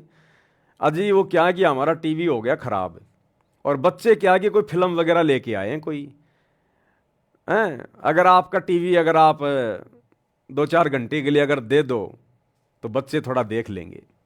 तो गुरुदेव कहते हैं अगर आप इस प्रकार से विनती करोगे, प्रार्थना करोगे ना, अगर उसका खराब होगा ना तो भी पड़ोसी का लाके दे देगा। इतना मीठा बोलोगे, इतना प्यार से बोलोगे। और एक जाते कहे ओए तुम्हारा टीवी दे दो ना तुम्हारा, तो वो अगर होगा तो भी मना कर देगा, हमारा तो खराब हो गया, हमारे के तो आईसी फूक गई, हमारा टीवी काम नहीं कर रहा अभी 4 दिन से। तो इसी प्रकार भाई और बहनों, हमने अब जाते दंडत नहीं मारना, जाते लंबा नहीं लेटना, हमने ठहराव, गुरुदेव को प्रसन्न करें, गुरुदेव को हम ये विश्वास दिलाएं कि परमात्मा आपसे बढ़कर हमारे लिए और कोई नहीं है, आपकी भक्ति से बढ़कर अब हमारे जीवन में और किसी काम के लिए कोई हड़बड़ी नहीं है, आप हमारे लिए प्रथम हैं, सर्वोपरि हैं। तो अब हमने गुरुदेव को विश्वास भी दिलाना है कि हम खाली देखा देखी में कर रहे हैं या वास्तव में हमारे अंदर वो भाव श्रद्धा भी है कि नहीं है। तो इस प्रकार से हमने अपने गुरुदेव भगवान की गैर हाजिरी में ध्यान रखना भाई और बहनों, ये जो दंडवत प्रणाम करने की विधि है ये केवल गुरुदेव की गैर हाजिरी में। अगर गुरुजी साक्षात सामने खड़े हैं प्रत्यक्ष, तो फिर हमने समर्थ साहिब वाला शब्द नहीं बोलना, फिर हमने टाइम नहीं लगाना ज्यादा। अगर गुरुजी सामने खड़े हैं, प्रत्यक्ष खड़े हैं, जैसे हम कभी आश्रम में गए, सामने गुरुदेव हैं, या अचानक से आपके घर पे आ गए गुरुजी, तो फिर आपने खड़े होके 2 मिनट वाणियां नहीं बोलनी। गुरुजी को हमने वेट नहीं करवाना, इंतजार नहीं करवाना, क्योंकि गुरुजी प्रत्यक्ष में खड़े हैं। उस समय हमने तुरंत जमीन पर घुटने टेक देने हैं और जो भी आपको 1 या 2 मंत्र मिला हुआ है तुरंत उसका जाप करें और तुरंत गुरुदेव को दंडवत प्रणाम करें। अगर गुरुदेव सामने खड़े हैं, प्रत्यक्ष खड़े हैं, तो फिर हमने बहुत ही शॉर्ट में दंडवत करना है, बहुत ही शॉर्ट में, ताकि हमारे कारण हमारे गुरुदेव को खड़ा ना रहना पड़े। और गुरुदेव की गैर हाजिरी में हमने इस प्रकार से दंडवत प्रणाम करना है, जो अभी परमात्मा ने जूली बहन के माध्यम से ऑडियो भिजवाई है। शांति से, इत्मीनान से, धैर्य के साथ में समरथ साहेब रत्न उजागर ये 8 वाणियां जमीन पे घुटने टेकिए, प्यार प्रेम से, आदीनी भाव से गुरुदेव के लिए 1-2 वाणियां बोलिए, जो भी आपका मन करे, जो भी आपकी इच्छा करे। जरूरी नहीं है कि खाली वो ही बोलनी है कि भैया कर जोड़ूं विनती करूं। जो भी वाणियां आपके अंदर से, जो भी वाणियां निकल जाएं वही वाणियां बोल दो, 2, 4, 5 आपकी इच्छा। और उसके बाद आराम से अपना मंत्र का सुमरण करते हुए अपने गुरुदेव भगवान को दंडवत प्रणाम करें। यह गुरुदेव की गैर हाजिरी की प्रोसीजर है। गुरुदेव की गैर हाजिरी में हम चाहे आश्रमों में जाएं, चाहे कहीं भी जाएं। मान लीजिए गुरुजी आश्रम में है, अब ये तो है नहीं कि हम आश्रम में गए गुरुजी हमारे को सामने मिलेंगे खड़े, तो आश्रम में जाएंगे, दंडवत प्रणाम स्थल पे जाएंगे, वहां जब दंडवत करेंगे तो वहां भी हमने इसी प्रकार से शांति से, धैर्य से, इत्मीनान के साथ 8 वाणियां बोल के हमने दंडवत प्रणाम करना है। हाँ, आश्रम में अगर गुरुजी हमारे सामने खड़े हैं और हमें दंडवत प्रणाम करने का मौका मिल गया तो हमने तुरंत दंडवत करना है। जैसे गुरुजी सामने से आ रहे हैं तो सभी भाई बहन क्या करेंगे, तुरंत दंडवत करेंगे परमात्मा को। अब तुम वाणियां खड़े खड़े बोलते रहोगे, गुरुजी आगे निकल जाएंगे। तो जब गुरुजी प्रत्यक्ष खड़े हैं तो हमने तुरंत दंडवत करना है, फटाफट अपना 1 मंत्र का सुमरण करके और तुरंत हमने आंखों से गुरुदेव के दर्शन करके तुरंत उनको दंडवत करना है। लेकिन गुरुदेव की गैर हाजिरी में अपने घर पे, आश्रम में, कहीं भी हमने बहुत ही शांति से, धैर्य से इन 8 वाणियों को पहले बोलते हुए उसके बाद मालिक को दंडवत प्रणाम करना है। ये हमने ध्यान रखना है भाई और बहनों। उसके बाद में एक ऑडियो और आई है जूली बहन की, वो भी दास आपको सुना देता है। उसमें परमात्मा ने हम सब की सतलोक में ले जाकर गुरुदेव भगवान ने हमारी परीक्षा ली। देखो भाई और बहनों, इन पुस्तकों के ऊपर जो वीडियो बन रहे हैं ना, ये जितनी भी पुस्तकें गुरुदेव ने लिखी हैं और ज्यादातर के ऊपर वीडियो बन चुके हैं। जो मुख्य मुख्य पुस्तकें हैं, तीनों समय की आरतियों का सरलार्थ, सुबह के नित्य नियम पे वीडियो बन चुके हैं, रमेणी पे वीडियो बन चुके हैं, संध्या आरती पे वीडियो बन चुके हैं, कबीर सागर का सरलार्थ इतना मोटा ग्रंथ उस पे वीडियो बन चुके हैं 60, मुक्ति बोध उस पे वीडियो बन चुके हैं 40, धरती पर अवतार, भक्ति से भगवान, जीने की राह, जब जब भूल पड़े, और भी बहुत सारी पुस्तकें जिनके ऊपर वीडियो बन चुके हैं और आगे भी वीडियो धीरे धीरे बनेंगे। तो परमात्मा हमारी रिहर्सल भी तो देखेगा कि ये खाली देख रहे हैं, फोकट में अपने मोबाइल का इंटरनेट खर्च कर रहे हैं, या इन कुछ सीख भी रहे हैं, अपने जीवन में उन बातों को लागू भी कर रहे हैं या नहीं कर रहे हैं, खाली देखा देखी में काम चल रहा है। तो परमात्मा हमारी परीक्षा भी लेता है।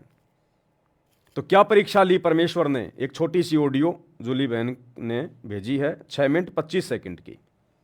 बंदी छोड़ सतगुरु रामपाल जी भगवान जी की जय हो बंदी छोड़ की लौट को नहीं मोड़ की। सत्ताई भाई जी, दासी परमात्मा जी को शाम को छोटी भोग आरती के साथ में भोग लगा रही थी, तो मालिक जी ने दिखाया, परमात्मा जी ने दिखाया एक समुद्र का किनारा है कि कोई नदी का किनारा है, पता नहीं एक किसी किनारा है, वहाँ पे परमात्मा बैठे, एक पत्थर पड़ा है, उसके ऊपर पद्म आसन के साथ में बैठे हुए हैं, जैसे नीले वाली फोटो में बैठे हैं इसी तरह से।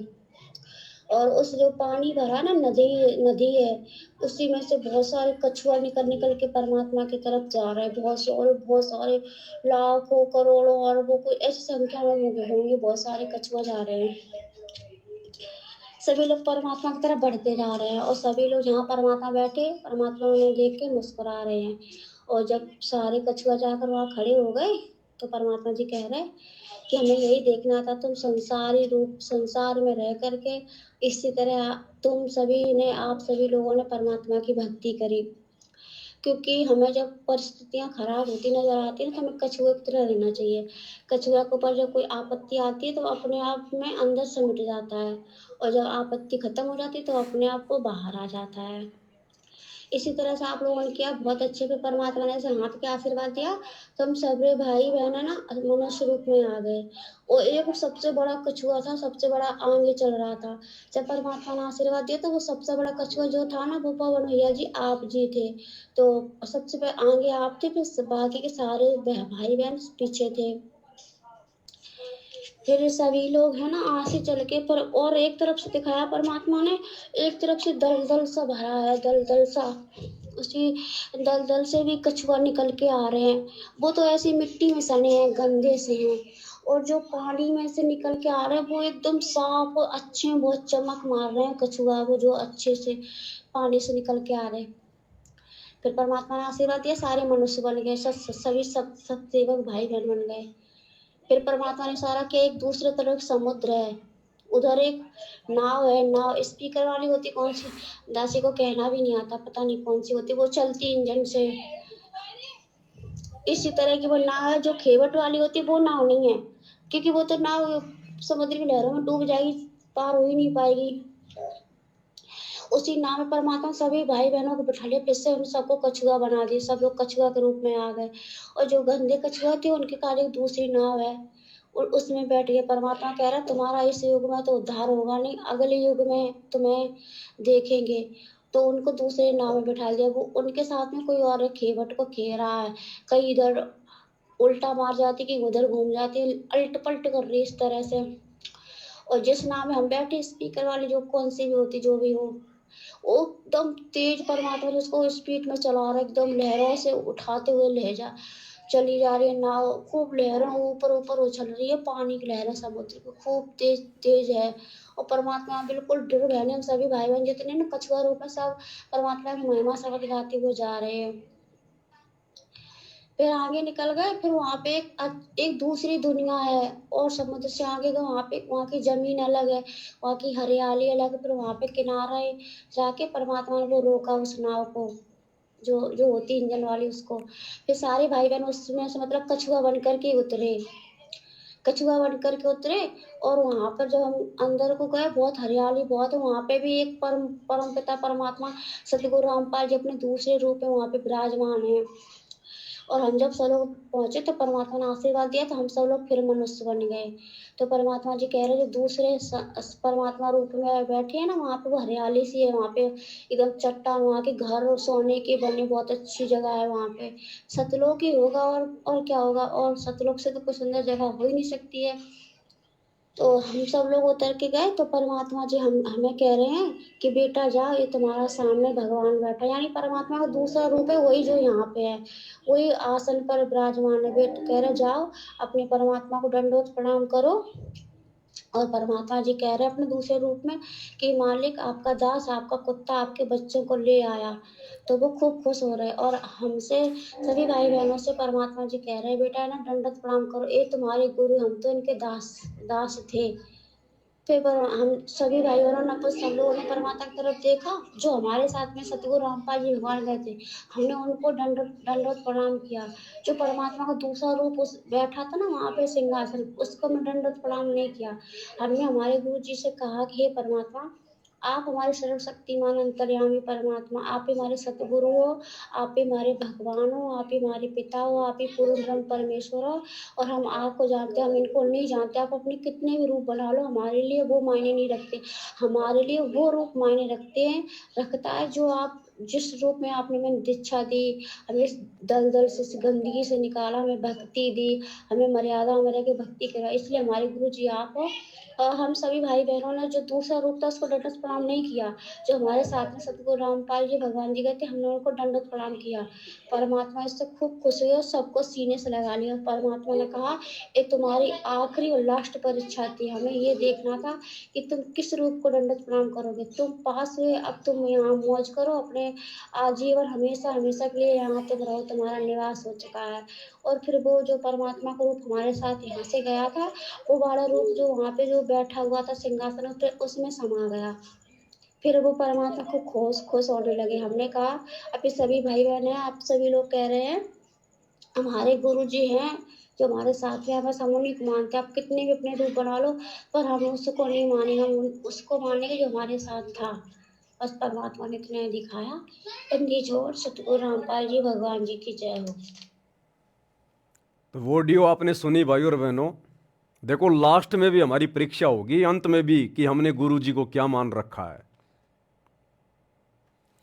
ये त्रिकुटी पे लेता है परमात्मा परीक्षा, इस प्रकार का ये सतलोक बना के पूरा सिस्टम सेट करके, क्योंकि त्रिकुटी हमारा लास्ट एंड फाइनल होता है इस काललोक से। तो वहां भी परमात्मा हमारी परीक्षा लेगा कि अभी तक इनकी आस्था गुरु में है या दाढ़ी मूछ वाले नकली कबीर भगवान में या किसी और देवी देवता में है। तो पहले तो परमात्मा ने दिखाया कि समुद्र है, समुद्र में से कछुए निकल रहे हैं। एक तरफ से जो कछुए हैं बहुत ही साफ सुथरे पानी से निकल रहे हैं, वो तो हैं सत्सेवक भाई बहन, जिनको संसार की कोई भी गंदगी नहीं लगी हुई है, निर्विकार हैं। और दूसरी तरफ जो कछुए निकल रहे हैं उसी समुद्र से, वो कीचड़ में सने हुए हैं, वो हैं सतलोक आश्रम मैनेजमेंट हरियाणा वाले, गुरुदेव के परिवार, ये कोऑर्डिनेटर, ये राजनीति के गंदे रंग में सने हुए, आरक्षणबाजी में सने हुए, दुनियादारी में फंसे हुए, इनको ना कोई ज्ञान ना कोई ध्यान, कोई लेना देना नहीं। गुरु के रहते सहते दाढ़ी मूछ वाले कबीर को भगवान मान के पूज लो, रामचंद्र जी का अयोध्या में जाके भंडारा लगवा लो, इनसे कुछ भी करवा लो, इनको कोई होशो हवास नहीं है।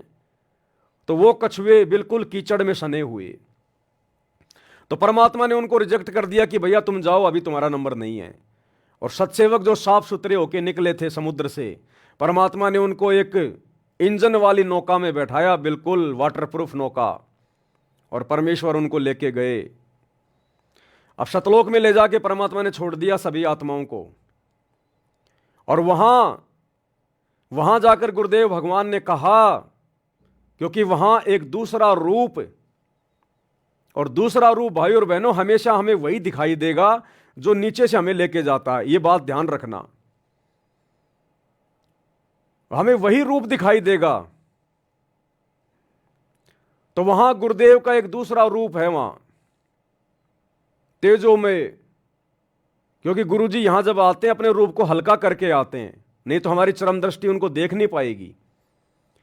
तो गुरुदेव ने हमें सतलोक में सिंहासन के पास ले जाकर कहा कि बच्चों, ये सामने तुम्हारे पिताजी बैठे हैं, तुम्हारे परमात्मा हैं, और मैं तो इनका नौकर था जो मैं नीचे से तुम्हें ऊपर लेकर आया हूं। ये तुम्हारे असली भगवान, तुम्हारे असली गुरुजी, आप इनको दंडवत प्रणाम करो। तो हम सत्सेवकों को सारी बातें ध्यान थी, हमें सब कुछ पता था कि साथ संगति में हमने क्या सीखा, क्या समझाया जाता था, गुरुजी के सत्संगों में हमें क्या सीखने को मिला। तो हम सभी सत्सेवक भाई बहनों ने उल्टा अपने गुरुजी को ही दंडवत प्रणाम किया। उस सिंहासन पर बैठे हुए तेजो में शरीर को दंडवत प्रणाम नहीं किया हमने अपने गुरुजी को ही दंडवत प्रणाम किया कि हमारे परमात्मा, हमारे कबीर आप हैं, हम आपके सिवा किसी को नहीं जानते। अगर आप सिंहासन पे बैठोगे तो आपको दंडवत प्रणाम करेंगे, आपके अलावा चाहे कितने रूप आप खुद ही क्यों ना बना लो, हम दंडवत प्रणाम नहीं करेंगे। हमारे दिल में, हमारे मन में, हमारे शरीर के रोम रोम में केवल आप हमारे गुरुदेव भगवान बसे हुए हैं, केवल आपकी सूरत बसी हुई है। इसके अलावा चाहे कोई कितना बड़ा भगवान आ जाओ, हमारे लिए कुछ नहीं है। तो गुरुदेव भगवान बड़े प्रसन्न हुए, बड़े खुश हुए, सबको सीने से लगाया और कहा कि बच्चों, ये तुम्हारी लास्ट परीक्षा थी। अगर यहां तुम धोखा खा जाते, अगर तुम जल्दबाजी में, देखा देखी में, तो बच्चों फिर तुम मुझे वापस नीचे डालने पड़ते, नीचे पटकने पड़ते। फिर उसके बाद गुरुदेव भगवान खुद उसी सिंहासन पे जाके बैठे और अकेले हमारे गुरुदेव भगवान का रूप हो गया। उसके बाद फिर हमने वहां उनको दंडवत प्रणाम किया। ये हमारी लास्ट परीक्षा थी। अब ये परीक्षा क्यों ली परमात्मा ने? अभी तो परमात्मा देखो हमारे को नकल करवा रहे हैं। ये जूली बहन के माध्यम से इस प्रकार के संदेश देके परमात्मा हमें नकल करवा रहे हैं ताकि हम त्रिकुटी पे फैल ना हो जाएं। कहीं सतलोक में ले जाकर परमात्मा हमारी परीक्षा ले ले, हम वहां पर फैल ना हो जाएं। कहीं जल्दबाजी में आके कि लो जी हम तो आ गए सतलोक में, गुरुजी भाई हमारे गुरुजी साइड में खड़े हैं जो हमें नीचे से ऊपर लेकर गए, और हम सिंहासन पर बैठे तेजोमय रूप को जाके दंडवत प्रणाम मार दें, मर जाएंगे, फंस जाएंगे। जल्दबाजी नहीं करनी। अब ये शिक्षा हमें कहां दी परमात्मा ने? ये शिक्षा हमें परमात्मा ने कबीर सागर में दी। जब राजा वीर सिंह बघेल की छोटी रानी सुंदर देई, जिसने गुरु से नाम ले लिया था लेकिन वो भक्ति थोड़ा ऐसे कर रही थी, डगमग थी, अंत समय आया, यम के दूत आए, उसको लेकर गए। तो वहां जाकर उसने पुकारा कि मेरे धनी तुम नहीं हो, मेरे धनी तो मेरे गुरुजी हैं, तुम मुझे नहीं लेकर जा सकते। तो यमदूतों ने कहा कि अपने धनी को याद कर ले, अगर तेरा कोई धनी है तो सुंदरदेई ने अपने गुरुजी को याद किया, क्योंकि उसको पता चल गया कि गुरुजी जो बात कहा करते थे बिल्कुल सही है। यहां तो यम के दूत आ गए भाई, मैं तो भक्ति को हल्के में ले रही थी। उसने हृदय से अपने गुरुदेव को याद किया। गुरुदेव वहां जाकर, ये तो शब्द स्वरूपी राम है, प्रकट हो गए। यमदूतों से छुड़वाया, वहां पर जो है प्रकाश ही प्रकाश हो गया, और यमदूत उस प्रकाश से डर के भाग गए। अब परमात्मा उस आत्मा को लेकर गुरु रूप में जो 650 साल पहले आए थे, उस रूप में आत्मा को लेकर कहां गए? सचखंड में। और सचखंड में सुंदरदेई ने देखा कि सामने बड़ा सिंहासन है और सिंहासन पे परमात्मा बैठा हुआ है, और सुंदरदेई ने जाकर उसको दंडवत मार दिया। अपने गुरुजी की तरफ ध्यान नहीं दिया, सुंदरदेई ने जाके सिंहासन वाले परमात्मा को, तेजोमय शरीर को दंडवत कर दिया। और तेजोमय शरीर वाले ने कहा सुंदरदेई के सतगुरु से, जो साइड में खड़े थे, कि हे कड़िहार, हे सतगुरु, तू मेरी आत्मा को यहां ले आया, मैं तेरे से बड़ा प्रसन्न हूं। इस आत्मा को यहां लाने में इतनी देर क्यों कर दी? तो उन्होंने बताया जी ऐसे ऐसे इसकी भक्ति पूरी नहीं हो पाई थी, ऐसा है वैसा था। फिर उस आत्मा को डांटा, उसको फटकारा कि तूने नाम लेने के बाद मर्यादा क्यों तोड़ी, तूने सुमरण अच्छे से क्यों नहीं किए, तू आ कैसे गई तू सतलोक में, इसको वापस नीचे पटको, उसको वापस नीचे पटका गया। वो फैल हो गई वहां पर। जबकि हम सत्सेवक भाई बहन सफल हुए, हमने केवल अपने गुरुदेव को ही मुड़ के दंडवत प्रणाम किया कि गुरुदेव आपके अलावा हम नहीं जानते किसी को। ये होंगे कोई भगवान, होंगे कोई महात्मा, लेकिन जब तक आप इस सिंहासन पर नहीं बैठोगे, अगर ये सतलोक का सिंहासन है और जब तक आप नहीं बैठोगे, हम तो केवल आपके ओरिजिनल रूप को दंडवत करेंगे, केवल आपको, और जो विधि आपने बता रखी है उसी हिसाब से। तो गुरुदेव भगवान बड़े प्रसन्न हुए और गुरुदेव ने कहा कि बच्चों, ये तुम्हारी लास्ट परीक्षा थी, अंतिम परीक्षा। तो सोचिए, जब सतलोक में भी अपने गुरुजी के अलावा अगर किसी को और को दंडवत कर दिया परमात्मा मान के, वहां से नीचे पटके जाते। जबकि हमारे 90% भाई बहन सतलोक आश्रमों से जुड़े हुए, ये तो वर्तमान में ही अपने गुरुजी को मानुष मान के और मन में आता उसी को दंडवत मार देते हैं। दाढ़ी मूछ वाले नकली मुर्दा कबीर को दंडवत मार रहे हैं, गरीबदास जी को मार रहे हैं, दादा गुरु जी को मार रहे हैं, पंडित चिदानंद जी को दंडवत मार रहे हैं। इनको कोई फर्क ही नहीं पड़ता, इनकी आंखें बंद है। तो हमें परमेश्वर आगे के लिए सतर्क कर रहे हैं कि इन पुस्तकों में जो तुम्हें पढ़ाया जा रहा है, जो दिखाया जा रहा है, ये कोई सामान्य नहीं है। तुम्हारी कभी भी परीक्षा ली जा सकती है, कभी भी किसी भी भगत की कोई भी कारण बना के, किसी भी घटना को जन्म दे के गुरुदेव भगवान। हकीकत में तो हमने सतर्क रहना है, सावधान रहना है। और 26 मार्च 2025 से मुसलमान नहीं समझे ज्ञान कुरान, इस पुस्तक के ऊपर वीडियो बनने शुरू हो जाएंगे। ये पुस्तक मुस्लिम समाज से जुड़े हुए भाई बहनों को तो संदेशा देगी देगी, उनको तो वास्तविक अल्लाह की जानकारी देगी देगी। साथ में हम सत्सेवक भाई बहनों के लिए इसमें बहुत बढ़िया शिक्षा है, बहुत गहरी गहरी शिक्षाएं हैं। ये कोई सामान्य पुस्तक नहीं है, ये अल्लाह कबीर के द्वारा लिखी गई है। ये वास्तव में आसमानी पुस्तक है, रियल आसमानी पुस्तक है। ये तौरात, जबूर, इंजिल, कुरान शरीफ, ये आसमानी पुस्तकें नहीं है, ये तो शैतान के द्वारा बख्शीश की गई हैं। और ये मुसलमान नहीं समझे ज्ञान कुरान जो सतगुरु रामपाल जी परमेश्वर जी ने लिखी है, ये है रियल आसमानी पुस्तक है। क्योंकि आसमान में अरस के कुर्स पर विराजमान, तकत पर, सिंहासन पर विराजमान कबीर भगवान सतगुरु रामपाल जी ने ये पुस्तक लिखी है। तो ये आसमानी पुस्तक है, इसमें सतलोक का ज्ञान है, वास्तविक अल्लाह का ज्ञान है। तो ये है वास्तव में आसमानी पुस्तक, बाकी तो शैतान के द्वारा लिखी हुई है, काल के द्वारा। तो मुसलमान समाज से जुड़े हुए भाई बहनों को तो ये पुस्तक संदेशा देगी देगी, अगर कोई समझना चाहेगा तो। इसके साथ साथ सतगुरु रामपाल जी के जितने भी फॉलोवर हैं, उनको ढेर सारी शिक्षाएं मिलेंगी और गुरु जी के प्रति हमारा भाव बढ़ेगा, हमारी लगन बढ़ेगी, हमारा समर्पण बढ़ेगा। दूसरा, ये पुस्तक पढ़ना इसलिए भी बहुत जरूरी है क्योंकि जूली बहन के माध्यम से परमात्मा ने दिखाया, ऑडियो मैंने आपको भेज दी। गुरुदेव भगवान जो है डंडा लेके बैठे हैं, डंडा लेके, और पूछ रहे हैं कि पुस्तक में पढ़ाया गया, बोल तूने क्या समझा, क्या सुना। और जो नहीं बता रहा उसको डंडा मार रहे हैं। और एक बोला गुरुजी मेरे को लगी, बोला लगी तो फिर ध्यान से क्यों नहीं पढ़ी, अगर लग रही है तो ध्यान से क्यों नहीं पढ़ा, ध्यान से क्यों नहीं सुना तूने। बोला गुरुजी हमारे क्या काम की, ये मुसलमानों की पुस्तक, ये तो मुसलमान भाइयों के लिए है।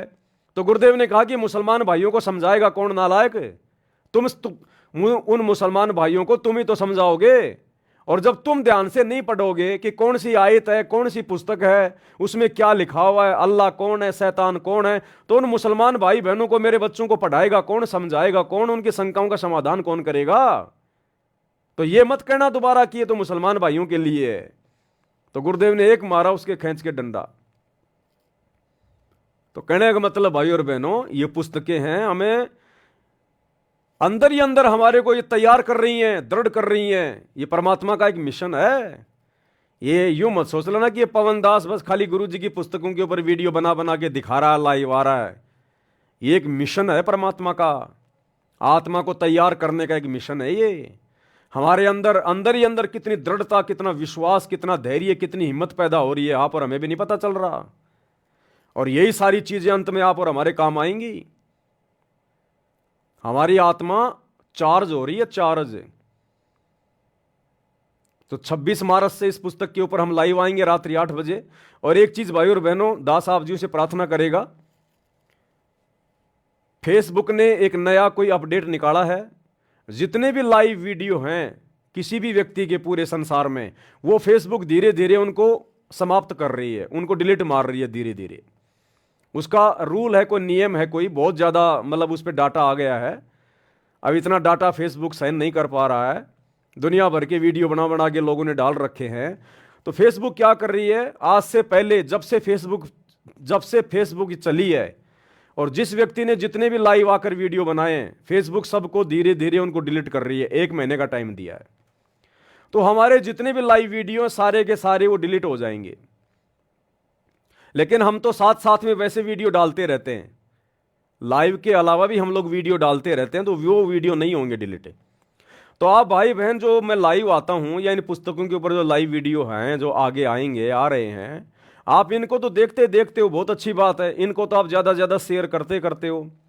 लेकिन ये अब आगे 1 महीने से ज़्यादा फेसबुक पे नहीं दिखाई देंगे आपको। जैसे अभी मैं लाइव आ रहा हूं, ये वीडियो 1 महीने के बाद में फेसबुक ऑटोमेटिक इसको डिलीट कर देगी, इसको हटा देगी। तो लाइव आने के बाद जब मैं उसका ओरिजिनल वीडियो फिर से डालता हूं, या छोटे छोटे जो शॉर्ट वीडियो हम लोग डाल रहे हैं, आप इन वीडियो को ज़्यादा से ज़्यादा शेयर किया करो, ज़्यादा से ज़्यादा, क्योंकि लाइव वीडियो तो हमारे डिलीट हो जाएंगे, तो फिर बचे कौन से वीडियो, जो वीडियो हम वैसे डालते रहते हैं। तो उन वीडियो को आप जी ज़्यादा से ज़्यादा शेयर किया करो आगे। तो ये भी थोड़ी सी एक जानकारी थी जो आप सभी भाई बहनों को देनी थी। इसके बाद में एक लास्ट ऑडियो जूली बहन की अभी आई थी मेरे पास में, क्योंकि मेरे को लाइव आना था इसलिए मैं उसको सुन नहीं पाया। तो लास्ट में एक ऑडियो जूली बहन ने भेजी है अभी शाम को, परमात्मा ने कुछ दिखाया होगा, तो इसको हम सभी भाई बहन सुन लेते हैं, क्या संदेशा दिया है परमात्मा ने। बंदी छोड़ सतगुरु रामपाल जी भगवान जी की जय हो बंदी छोड़ की लौट कौनी और की। सत्य भाई जी, दासी भी परमात्मा जी को छोटी भोग आरती साथ में भोग लगा रही थी, तो मालिक ने दर्शन दिए, परमात्मा जी ने दिखाया है। परमात्मा जी ने दिखाया है जब वो जेल धाम से मतलब आ रहे हैं, तो राष्ट्रपति मुर्मू और प्रधानमंत्री नरेंद्र मोदी जी, तो उन लोगों ने ना परमात्मा के लिए उनको माला पहनाई है और एक पट्टा शॉल जैसा वो सम्मान के साथ मालिक को उड़ाया है। नीचे गुलाब के फूल बिखरे हुए हैं, मक्खन के गत्ते पड़े हैं, उस पर परमात्मा चल के आ रहे हैं, और वो लोग है ना मंत्री और राष्ट्रपति लोग है ना, दोनों सर को झुका के आ गए। मीडिया है साथ में, बहुत सारी भीड़, सभी भाई बहन है, आप परमात्मा जी के साथ में हो, एक किताब ली, एक पेन लिए हो और आ रहे हो, और सभी लोग उनको परमात्मा जी को दंडवत प्रणाम कर रहे हैं।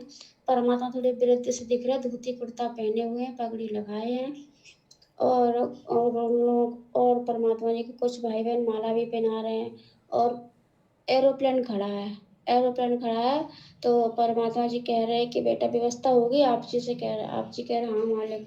तो परमात्मा जी एरोप्लेन में बैठ गए हैं, एरोप्लेन में बैठ गए हैं ना।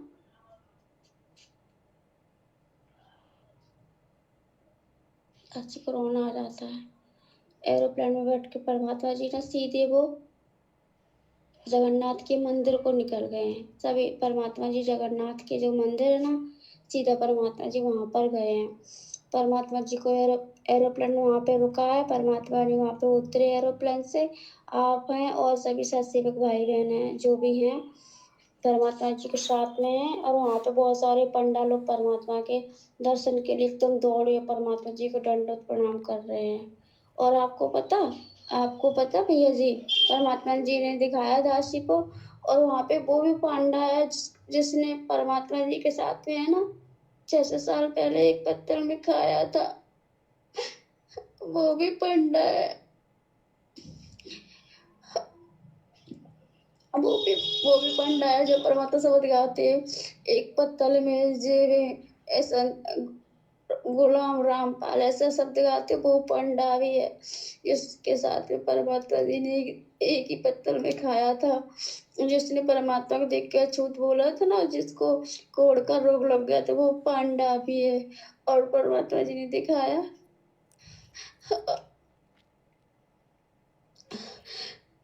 और परमात्मा जी दिखाया वो भी भगत है जो खिचड़ी बना रहा था ना, जिसके पैर में खिचड़ी गिरने से वो जल गया था, और परमात्मा कबीर साहब रूप में आए थे। तो परमात्मा जी सिकंदर लोधी के दरबार में बैठे थे, जब परमात्मा जी ने अपने चरणों में जल डाला था तो उस पंडित की पैर की आंच बज गई थी। वो पांडा अभी है, दोनों पांडे हैं। जब परमात्मा जी पहुंचे तो दोनों दौड़ के परमात्मा जी को दंडवत प्रणाम कर रहे हैं। और वहां पे एक और वृद्ध पंडा है। परमात्मा कह रहे वो दौड़ के आया, परमात्मा जी को दंडवत प्रणाम किया उसने।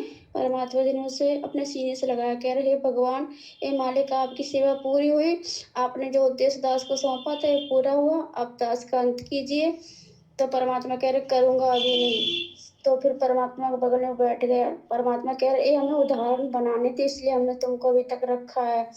और वो खूब रो रहे हैं। जिसने परमात्मा जी के साथ में भंडारा भी आया था 600 साल पहले, वो भंडारा करे, वो पंडे लोग रो रहे, जो पंडे लोग और है ना, वो अभी बहुत रो रहे हैं। कह रहे प्रभु, आपने दास को दर्शन दे के कृत्य किया, आपके दर्शन हुए भगवान, कितना समय लगाया आपने यहाँ आने में, हम कब से आपका इंतजार कर रहे हैं, हमारी आंखें तरस रही थी आपके इंतजार में। तो परमात्मा जी कह रहे हमारा समय था जो निर्धारित कर रखा था, उसी समय आना था, अब हम यहीं रहेंगे और यहीं तुम सबको अपनी शरण में लेंगे। और भी बहुत से बच्चे जिन्हें हमें अपनी शरण में लेना, अब हमें वहाँ नहीं रहना, जो यहाँ का आश्रम है, परमात्मा कह रहे हमें यहाँ नहीं रहना है। बस परमात्मा ये सब दिखा रहे हैं,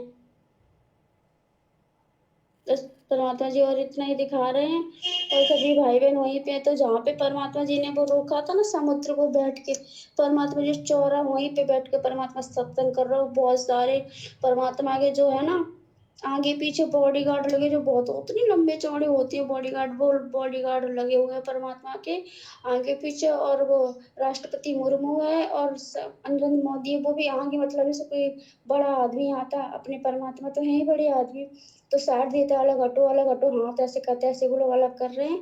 और राष्ट्रपति मुर्मू और नरेंद्र मोदी जी चप्पल नहीं पहने, नंगे पैर है परमात्मा के साथ में। और भी भाई बहन वो चप्पल नहीं पहने, वो उनके पैर नंगे हैं, परमात्मा पहने हैं चप्पल। सॉरी भगवान जी, चरण पादुका वो होती नहीं जो राजस्थानी लोग पहनते, मैंने कभी देखा बड़े बड़े महाराजा को, उनके आगे से वो मुड़ी सी होती है, जूतियां होती हैं, आगे उनकी नोक ऊपर को ऐसी मुड़ी होती है, उसे क्या कहते पता नहीं, वो परमात्मा पहने हैं, मोजड़ी सी हैं वो परमात्मा जी पहने, सफेद कलर के चमक रही, हीरे मोती पड़ने से बहुत दमक रहे हैं। और परमात्मा सबको आशीर्वाद दे। सब इतनी तरह रो रहे चिल्ला रहे, बहुत जोर जोर से बिलख रहे हैं। बस परमात्मा जी ने इतना ही दिखाया। वो क्या ना दासी कुछ तो भूल जाती है, इतना टाइम कुछ होता है घर का, ऐसा लगता है कोई आना जाए बीच में, इसलिए दासी को जल्दी जल्दी बोलना पड़ता है। इसलिए क्षमा करें सभी भाई बहन, दासी को माफ करें। सत्ताईस जो बंदी छोड़ के लौट को नहीं और के, बंदी छोड़ सतगुरु रामपाल जी भगवान जी की जय हो, की जय हो। अब भाई और बहनों, क्या है, ये बातें तो हैं बिल्कुल सत्य, इनमें कोई दो राय नहीं है। लेकिन ये बातें उन लोगों के समझ में नहीं आएंगी जो लोग अभी सतगुरु रामपाल जी की शरण में नहीं हैं या जिनके पिछले संस्कार मजबूत नहीं हैं, तो उन लोगों की ये बातें समझ में नहीं आएंगी।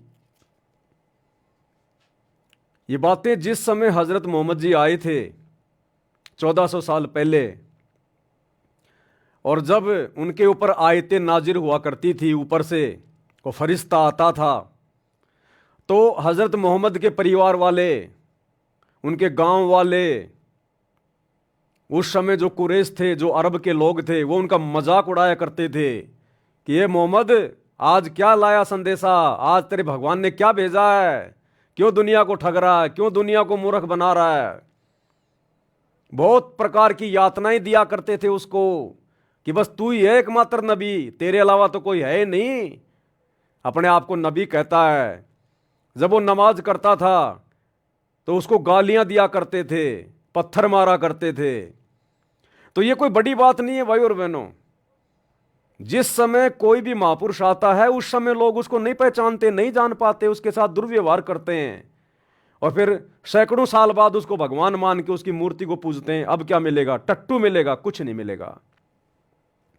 त्रेता में श्री रामचंद्र जी आए, 3 लोक के भगवान, जितना कुछ था उनके पास वो त्रेता में दे सकते थे, जिस समय वो जीवित थे। मरने के बाद कुछ नहीं है। तो त्रेता में देख लो श्री रामचंद्र जी की क्या दुर्गति कर दी हम लोगों ने, हैं? बेचारे की औरत को उठा ले गए, पता नहीं क्या क्या ताने मार के वापस सीता को जंगल में निकाल दिया, और अंत में श्री रामचंद्र जी की ऐसी दुर्गति हुई, आत्महत्या करनी पड़ी उसको। सरयू नदी में जाके छलांग मार के मरा, आत्महत्या करके, जिसको शास्त्रीय भाषा में कहते हैं जल समाधि ली। जल समाधि का मतलब डूब के मरना। कभी जिंदगी में ठंडा गिलास पानी का नहीं पिया होगा श्री रामचंद्र जी ने, और वो तो वैसे भी अपना कर्म भोगने के लिए आया था। नारद ने इसको श्राप दे रखा था। वो तो अपना कर्म भोगने आया था, यहां कोई किसी को भक्ति देने थोड़ी आया था, कोई किसी का मोक्ष करने थोड़ी आया था। वो तो अपना श्राप भोगने के लिए आया था। लेकिन उस समय उसको किसी ने नहीं माना, ना विष्णु माना, ना विष्णु का कोई अवतार माना, और सब ने उसके साथ में ऐसे ही बदसलूकियां की। खुद का परिवार उनको नहीं मानता था। अगर खुद का परिवार उनको भगवान मानता, विष्णु मानता, तो वो कई अपने बेटे के लिए राज्य और राम के लिए वनवास थोड़ी मांगती, कभी नहीं मांगती। द्वापर में श्री कृष्ण जी आए, घर में दुश्मन पैदा हो गए। घर में जन्म लिया नहीं, उससे पहले मामा दुश्मन हो गया कंस। कभी पूतना मारने आ रही है, कभी जरासिंध, कभी कोई मारने आ रहा है, कभी काल्यावन मारने आ रहा है, कभी केसी, कभी चानौर। अंत में बेचारा मथुरा छोड़ के दुखी होके द्वारिका चला गया, और वहां भी चैन से नहीं जिया। अंत में बालिया नाम के शिकारी ने पैर में जहरीला तीर मरा, हाय हाय करके मरा। और 56 करोड़ यादव, उसका परिवार, उसके बेटे दुर्वासा ऋषि के श्राप के कारण श्री कृष्ण जी की आंखों के सामने कट कट के मरे, कट कट के। तो जिस व्यक्ति का पूरा परिवार, पूरा खानदान, पूरा समाज आंखों के सामने मर जाए, वो कभी सुखी हो सकता है क्या? तो यह दुर्गति द्वापर में श्री कृष्ण जी की हुई। उस समय उसको कोई भगवान नहीं मानता था, आज उसकी मूर्तियां पूज रहे हैं। तो वर्तमान में परमात्मा धरती पे है, लेकिन यह दुनिया इतनी आसानी से मानेगी नहीं। और जिन लोगों ने परमात्मा को पहचान लिया, परमात्मा ने पहचान करवाई, और जब वे आत्माएं अपने भगवान की, अपने गुरु की महिमा गाएंगे, तो दुनिया इतनी आसानी से नहीं समझ पाएगी। दुनिया तो अपने भगवानों को नहीं समझ पाई, इस बड़े भगवान को कहां से समझ जाएगी? तो हमने दुनिया वालों की बातों का बुरा नहीं मानना। अगर कोई एक आधा, कोई बेचारा नादान भोला भाड़ा भाई अगर कोई कमेंट्स कर दे कोई इस प्रकार का, क्योंकि ये बातें उसके दिमाग से बाहर की बातें हैं। वो चाहे आईपीएस अधिकारी हो, अगर सतगुरु रामपाल जी की शरण में नहीं है तो आध्यात्मिक लेवल पे 0/0 है, उसको कुछ ज्ञान नहीं है। तो ये बातें आप और हमारे समझ में आएंगी वर्तमान में। जिसको भगवान समझाना चाहेगा उसी के समझ में आएंगी। इसलिए अगर कोई उल्टा सीधा कोई कमेंट्स करता है तो उनकी बातों को सीरियस मत लिया करो, उसको अपनी दुनिया में जीने दो। उसको हम क्या कर रहे हैं वो हमें पता है, और 2028 के आसपास दुनिया को समझ में आ जाएगा कि हम आज जो कर रहे थे वो क्या था, और दुनिया जो फालतू में अपना जो पैर जो तोड़ रही थी मंदिर, मस्जिद, चर्च, गुरुद्वारों में जाके, वो क्या कर रहे थे। तो बहुत जल्द 2028 में ये बातें समझ में आ जाएंगी। तो अद्भुत घटनाएं होंगी, अद्भुत घटनाएं आने वाले समय में। पता नहीं क्या क्या चमत्कार करेगा परमात्मा, होंगे चमत्कार। तब कहीं जाकर सतगुरु रामपाल जी की गैर हाजिरी में हजारों साल तक उनका भक्ति मार्ग चलेगा। नहीं तो काल उनके रहते सहते देख लो, वर्तमान में उनके बेटा बेटी को निमित्त बना के, कोऑर्डिनेटरों को निमित्त बना के संगत में गंदगी फैला दी। तो क्या गुरु जी के सतलोक जाने के बाद काल हजारों साल मार्ग चलने देगा क्या? लेकिन परमात्मा, पहली बात तो जितने भी जो पाप आत्माएं हैं उन सब का 2028 इस युग परिवर्तन के समय में खात्मा हो जाएगा। चले जाएंगे जैसे गधे के सिर से सींग जाते हैं। बचेंगे वही जो वर्तमान में भक्ति कर रहे हैं या जिनके पिछले जन्मों के भक्ति संस्कार मजबूत हैं, वो चाहे भगत हो चाहे जगत हो। तो भविष्य मलिका में तो टोटल 64 करोड़ जनसंख्या रह जाएगी पूरी दुनिया की। 64 करोड़ में केवल 34 करोड़ भारत की रहेगी, बाकी पूरे संसार की रहेगी। तभी भक्ति होगी और अद्भुत चमत्कार होंगे। ये जगन्नाथ के मंदिर का जो जिक्र है ना, ये जाएंगे परमात्मा भैया। हो सकता है आने वाले समय में परमात्मा वहीं पे रहेंगे, ये धनाना फनाना में कोई नहीं जाएगा। दास जो बात बोलेगा गुरुदेव की प्रेरणा से बोलेगा। वहां बाथरूम करने भी नहीं जाने वाले गुरुजी, बाथरूम करने भी। जिस आश्रम को लेके तुम इतने चौड़े हो रहे हो, वो तो गुरुजी अपने परिवार को दे देंगे कि भैया तुम खाओ कमाओ, तुम्हारे को केवल यही चाहिए था, अब खाओ कमाओ तुम। ये मालिक जाएगा जगन्नाथ में। क्यों रखा उस मंदिर को अभी तक? क्यों उस मंदिर की इतनी महिमा है? इंद्र दमन एक मंदिर बनवा दे, क्यों परमात्मा ने शब्द गाए? तो होगा। और पता नहीं क्या क्या चमत्कार हो सकता है। परमात्मा धर्मदास को भी निकाल दे जमीन से भाई। क्या पता परमात्मा धर्मदास जी को, जिसको जीवित समाधि दी थी, दुनिया को विश्वास दिलाने के लिए, हजारों साल भक्ति मार्ग आगे बढ़ाने के लिए। क्या पता परमात्मा धर्मदास को निकाल दे जिंदा ऐसा का ऐसा, ये आजा बेटा बाहर। अरे जब छोटे मोटे ईसा मसीह काल का अवतार, एक आत्मा जो विष्णु लोक से आया था, और उसके मरने के बाद उसकी महिमा बनाने के लिए जब इसी कबीर भगवान सतगुरु रामपाल जी ने ईसा मसीह के बाद ईसा मसीह का रूप बनाया और 40 दिन तक रहे, अन्यथा आज कोई ईसा मसीह के नाम पे कोई आपको कोई ईसाई कोई दिखाई नहीं देता आपको। आत्माएं सब काल के जाल में फंस जाती, लेकिन परमात्मा ने यह नहीं देखना कि ये लोग ईसा मसीह के पीछे लग रहे हैं या किसके पीछे लग रहे हैं। परमात्मा ने आत्माओं में धार्मिकता शेष रखनी थी।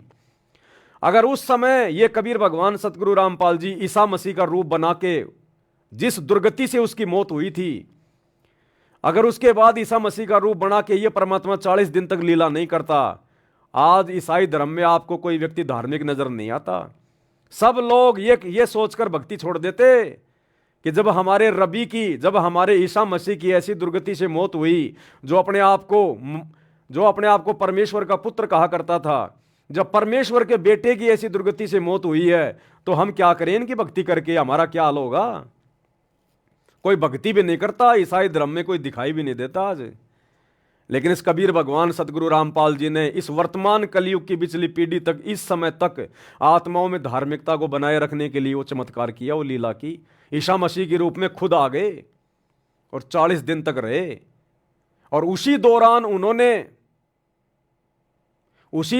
उन्होंने जो मरियम का भाई था, जो मर गया था, मरने के बाद कई दिनों बाद परमात्मा ने सड़ी हुई लाश को आदेश दिया कि भैया बाहर आ जा, और वो लाश बाहर आ गई चल के, वो मरियम का भाई। ये तो गवाह है, ये तो इतिहास है। जब ये परमात्मा दूसरों की महिमा बनाने के लिए ऐसे चमत्कार कर सकता है, 12-13 दिन से मरे हुए उस व्यक्ति को, जिसकी लाश भी सड़ चुकी थी, वो पत्थर हटाने वाले हैं, अपना नाक जो है बेचारे मुंह लगा, उन्होंने हाथ लगा लिया था अपने नाक के, इतनी भयंकर वो लाश, वो बदबू मार रही थी, और परमात्मा ने आदेश दिया कि आजा भैया बाहर आ जा। वो तुरंत बाहर आ गई, वो लाश तुरंत जीवित हो गया। तो क्या परमात्मा धर्मदास को नहीं कर देगा क्या? इसने तो हजारों साल अपना मार्ग चलाना है, पता नहीं क्या क्या चमत्कार करेगा भगवान। ऐसे कौन नमस्कार करेगा इनको? ये दुनिया चमत्कार को नमस्कार करती है, ज्ञान को नहीं करती। ज्ञान से तो गुरुजी को रिजेक्ट कर दिया इन्होंने, मान ही नहीं रहे। भगवान भी थक के 2014 में जेल में जाके बैठ गया कि भाड़ में जाओ अब तुम, ज्ञान से कोई समझ ही नहीं रहा। अब ये परमात्मा बंदर दिखाएगा 2028 तक, और 2028 के बाद फिर ये परमात्मा चमत्कार भी दिखाएगा। ये परमात्मा सहशरीर सतलोक भी जाएगा। ये परमात्मा अपने भगत के साथ में भगत प्रहलाद के लोक में भी जाएगा, क्योंकि जब बाला और मर्दाना जो नानक जी के साथ भगत प्रहलाद के लोक में गए थे, और जब उन्होंने पूछा था तो प्रहलाद जी ने क्या कहा कि भैया या तो यहां पर पहले वो कबीर आया है, या फिर आज ये नानक जी आए, और उसके बाद एक और आएगा मेरे लोक में, जो नानक जी के जाने के कई साल बाद आएगा, जाट वर्ण में होगा। वो सतगुरु रामपाल जी के लिए कहा गया है। तो ये सतगुरु रामपाल जी उस प्रहलाद की भविष्यवाणी को सत्य साबित करेंगे, और अपने किसी भगत को लेकर परमात्मा प्रहलाद के लोक में भी जाएंगे। ये परमात्मा है, परमेश्वर है। तो ना जाने क्या क्या चमत्कार करेगा ये भगवान आने वाले समय में। ऐसे थोड़ी कोई उनको परमात्मा मान लेगी इनको। तो ये तो खैर आगे की बात है, मालिक की मौज, मालिक की मर्जी। लेकिन हम तो एक आइडिया लगा रहे हैं, परमात्मा कुछ न कुछ तो वो करेगा जो आज से पहले नहीं हुआ। अद्भुत करेगा परमात्मा, अद्भुत। पहले तो केवल खुद ही सह शरीर जाया करते थे सतलोक, अब की बार परमात्मा भक्तों को भी सह शरीर लेके जाएगा, दुनिया देखेगी, तब जाकर हजारों साल लोग इनकी भक्ति करेंगे। तो परमात्मा जगन्नाथ के मंदिर में गए सीधे, वहीं पे परमात्मा ने सत्संग करने शुरू कर दिए, और काफ़ी कुछ बातें हैं जो बहन जी ने लिख के भी भेजा है, शायद मैं देख नहीं पाया।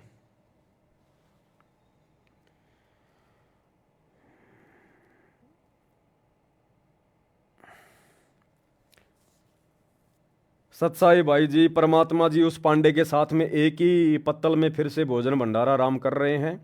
उसमें चावल राम और सब्जी राम है। परमात्मा की अपने हाथों से कभी उस पांडे को खिलाते हैं, कभी पांडा परमात्मा जी को खिला रहा है। दोनों आपस में रो रहे हैं। एक पतल में दोनों जी में पांडा गुलाम रामपाल, ये शब्द है ना। ये अर्धरात्रि बीत गई थी, सौपन में दिखे घनश्याम, जगन्नाथ एक मंदिर बनवा दे, इंद्रदमन एक मंदिर बनवा दे, जगन्नाथ हो जिसका नाम। उसके लास्ट में क्या चौपाई आती है, एक पतल में दोनों जी में पांडा गुलाम रामपाल। वहां के पांडे कह रहे थे कि परमात्मा अब आए हैं। वहां के जो पांडे थे ना, वो कह रहे थे कि परमात्मा तो अब आए हैं, असली जगन्नाथ तो इस मंदिर में अब आया है।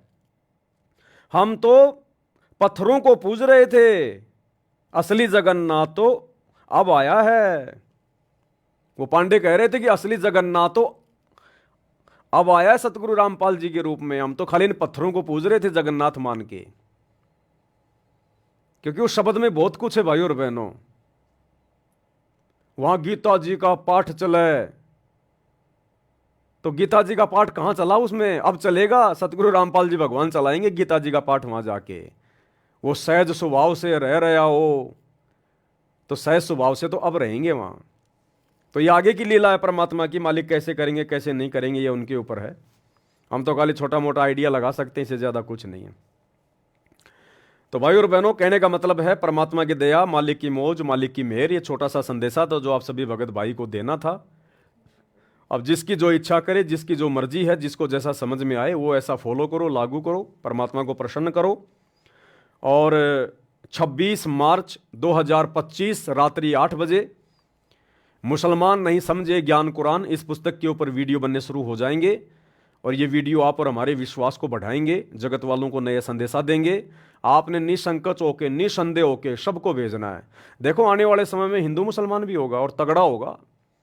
आप देख लो नागपुर में क्या हो रहा है, किस प्रकार से आपस में औरंगजेब और फलाना दिखना हो रहा है। दिल्ली के जंतर मंतर पे देख लो, 4-5 लाख मुसलमान भाई इकट्ठे हो रहे हैं, क्योंकि उनकी ज़मीनें वगैरह छीनी जा रही हैं। वक्त के ऊपर कोई बिल वगैरह लाया जा रहा है क्या, मैं तो कुछ जानता नहीं ज़्यादा। मुसलमान उससे नाराज़ हैं, मरने मारने की बातें कर रहे हैं कि तैयार रहना। तो भैया ये सतगुरु रामपाल जी भगवान की भविष्यवाणियाँ फैल नहीं होंगी नास्त्रदमस वाली, कि भारत देश के आधे से ज़्यादा राज्यों में राष्ट्रपति शासन लागू हो जाएगा। तो ये 2028 से पहले पहले होना है सारा सब कुछ। ये जो ज्ञान गंगा पुस्तक में लिखा हुआ है ना परमात्मा ने नास्त्रदमस की भविष्यवाणी में, कि उस युग परिवर्तन 2028 से पहले भारत के अधिकतर राज्यों में, अधिकतर यानी 15-16 से ज़्यादा राज्यों में राष्ट्रपति शासन लागू हो जाएगा, आर्मी शासन आपातकालीन। तो ये धीरे धीरे परिस्थितियां बन रही हैं। तो हम भगत भाई बहनों ने मर्यादा में रह के दृढ़ रहना है।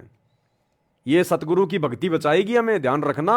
माहौल बहुत गंदा होगा, बहुत बिगड़ेगा, घर से बाहर निकलना मुश्किल हो जाएगा, लोग अपने घरों में टट्टी पेशाब करेंगे। ऐसा समय आएगा, दाने दाने के लिए मोहताज हो जाएंगे। तब दुनिया को पता चलेगा हम किसको पूज रहे थे, भगवान कौन है, कल की कौन है। जो मजाक उड़ा रहे हैं ना यार सतगुरु रामपाल जी का, ये उस समय पता चलेगा। ये परमात्मा है, रामकृष्ण की तरह नहीं है जो लाखों साल बाद लोग मानेंगे वो भगवान है। ये इसी समय मनवा के जाएगा, इसी समय मनवा के जाएगा कि वे भगवान है, परमात्मा है, नहीं तो दुर्गति। तो सभी भाई बहन वीडियो को ज़्यादा से ज़्यादा शेयर किया करें। ये लाइव वीडियो तो 1 महीने बाद में सब डिलीट होंगे। लाइव वीडियो के अलावा हम जो वीडियो डालते हैं, शॉर्ट वीडियो या वैसे पूरा वीडियो, आप उन वीडियो को ज़्यादा से ज़्यादा शेयर किया करो। भले आप उनको देखो ना देखो, क्योंकि आप तो लाइव में देख चुके होते हो। तो एक बार उनको लिंक को आप जी मतलब ओपन करके, ताकि आपका व्यू उसमें काउंट हो जाए, और उसके बाद उसको शेयर ज़्यादा से ज़्यादा कर दिया करो। तो आज के वीडियो में केवल इतना ही, क्योंकि दास थोड़ा जल्दबाजी में था और अभी मेरी संध्या आरती भी नहीं हो पाई है। अभी दास संध्या आरती भी करेगा। तो आज के वीडियो में केवल इतना ही। कल दोपहर 2 बजे फिर से हम लाइव आएंगे।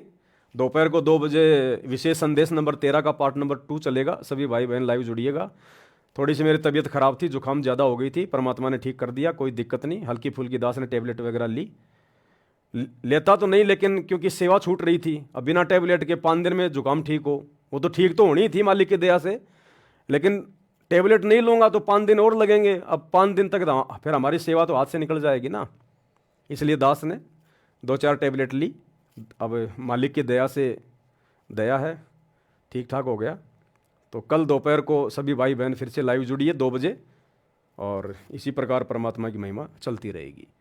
तो आज के वीडियो में केवल इतना ही। बंदी छोड़ सतगुरु रामपाल जी भगवान की जय। भाई जो गुरु वचन पे डट के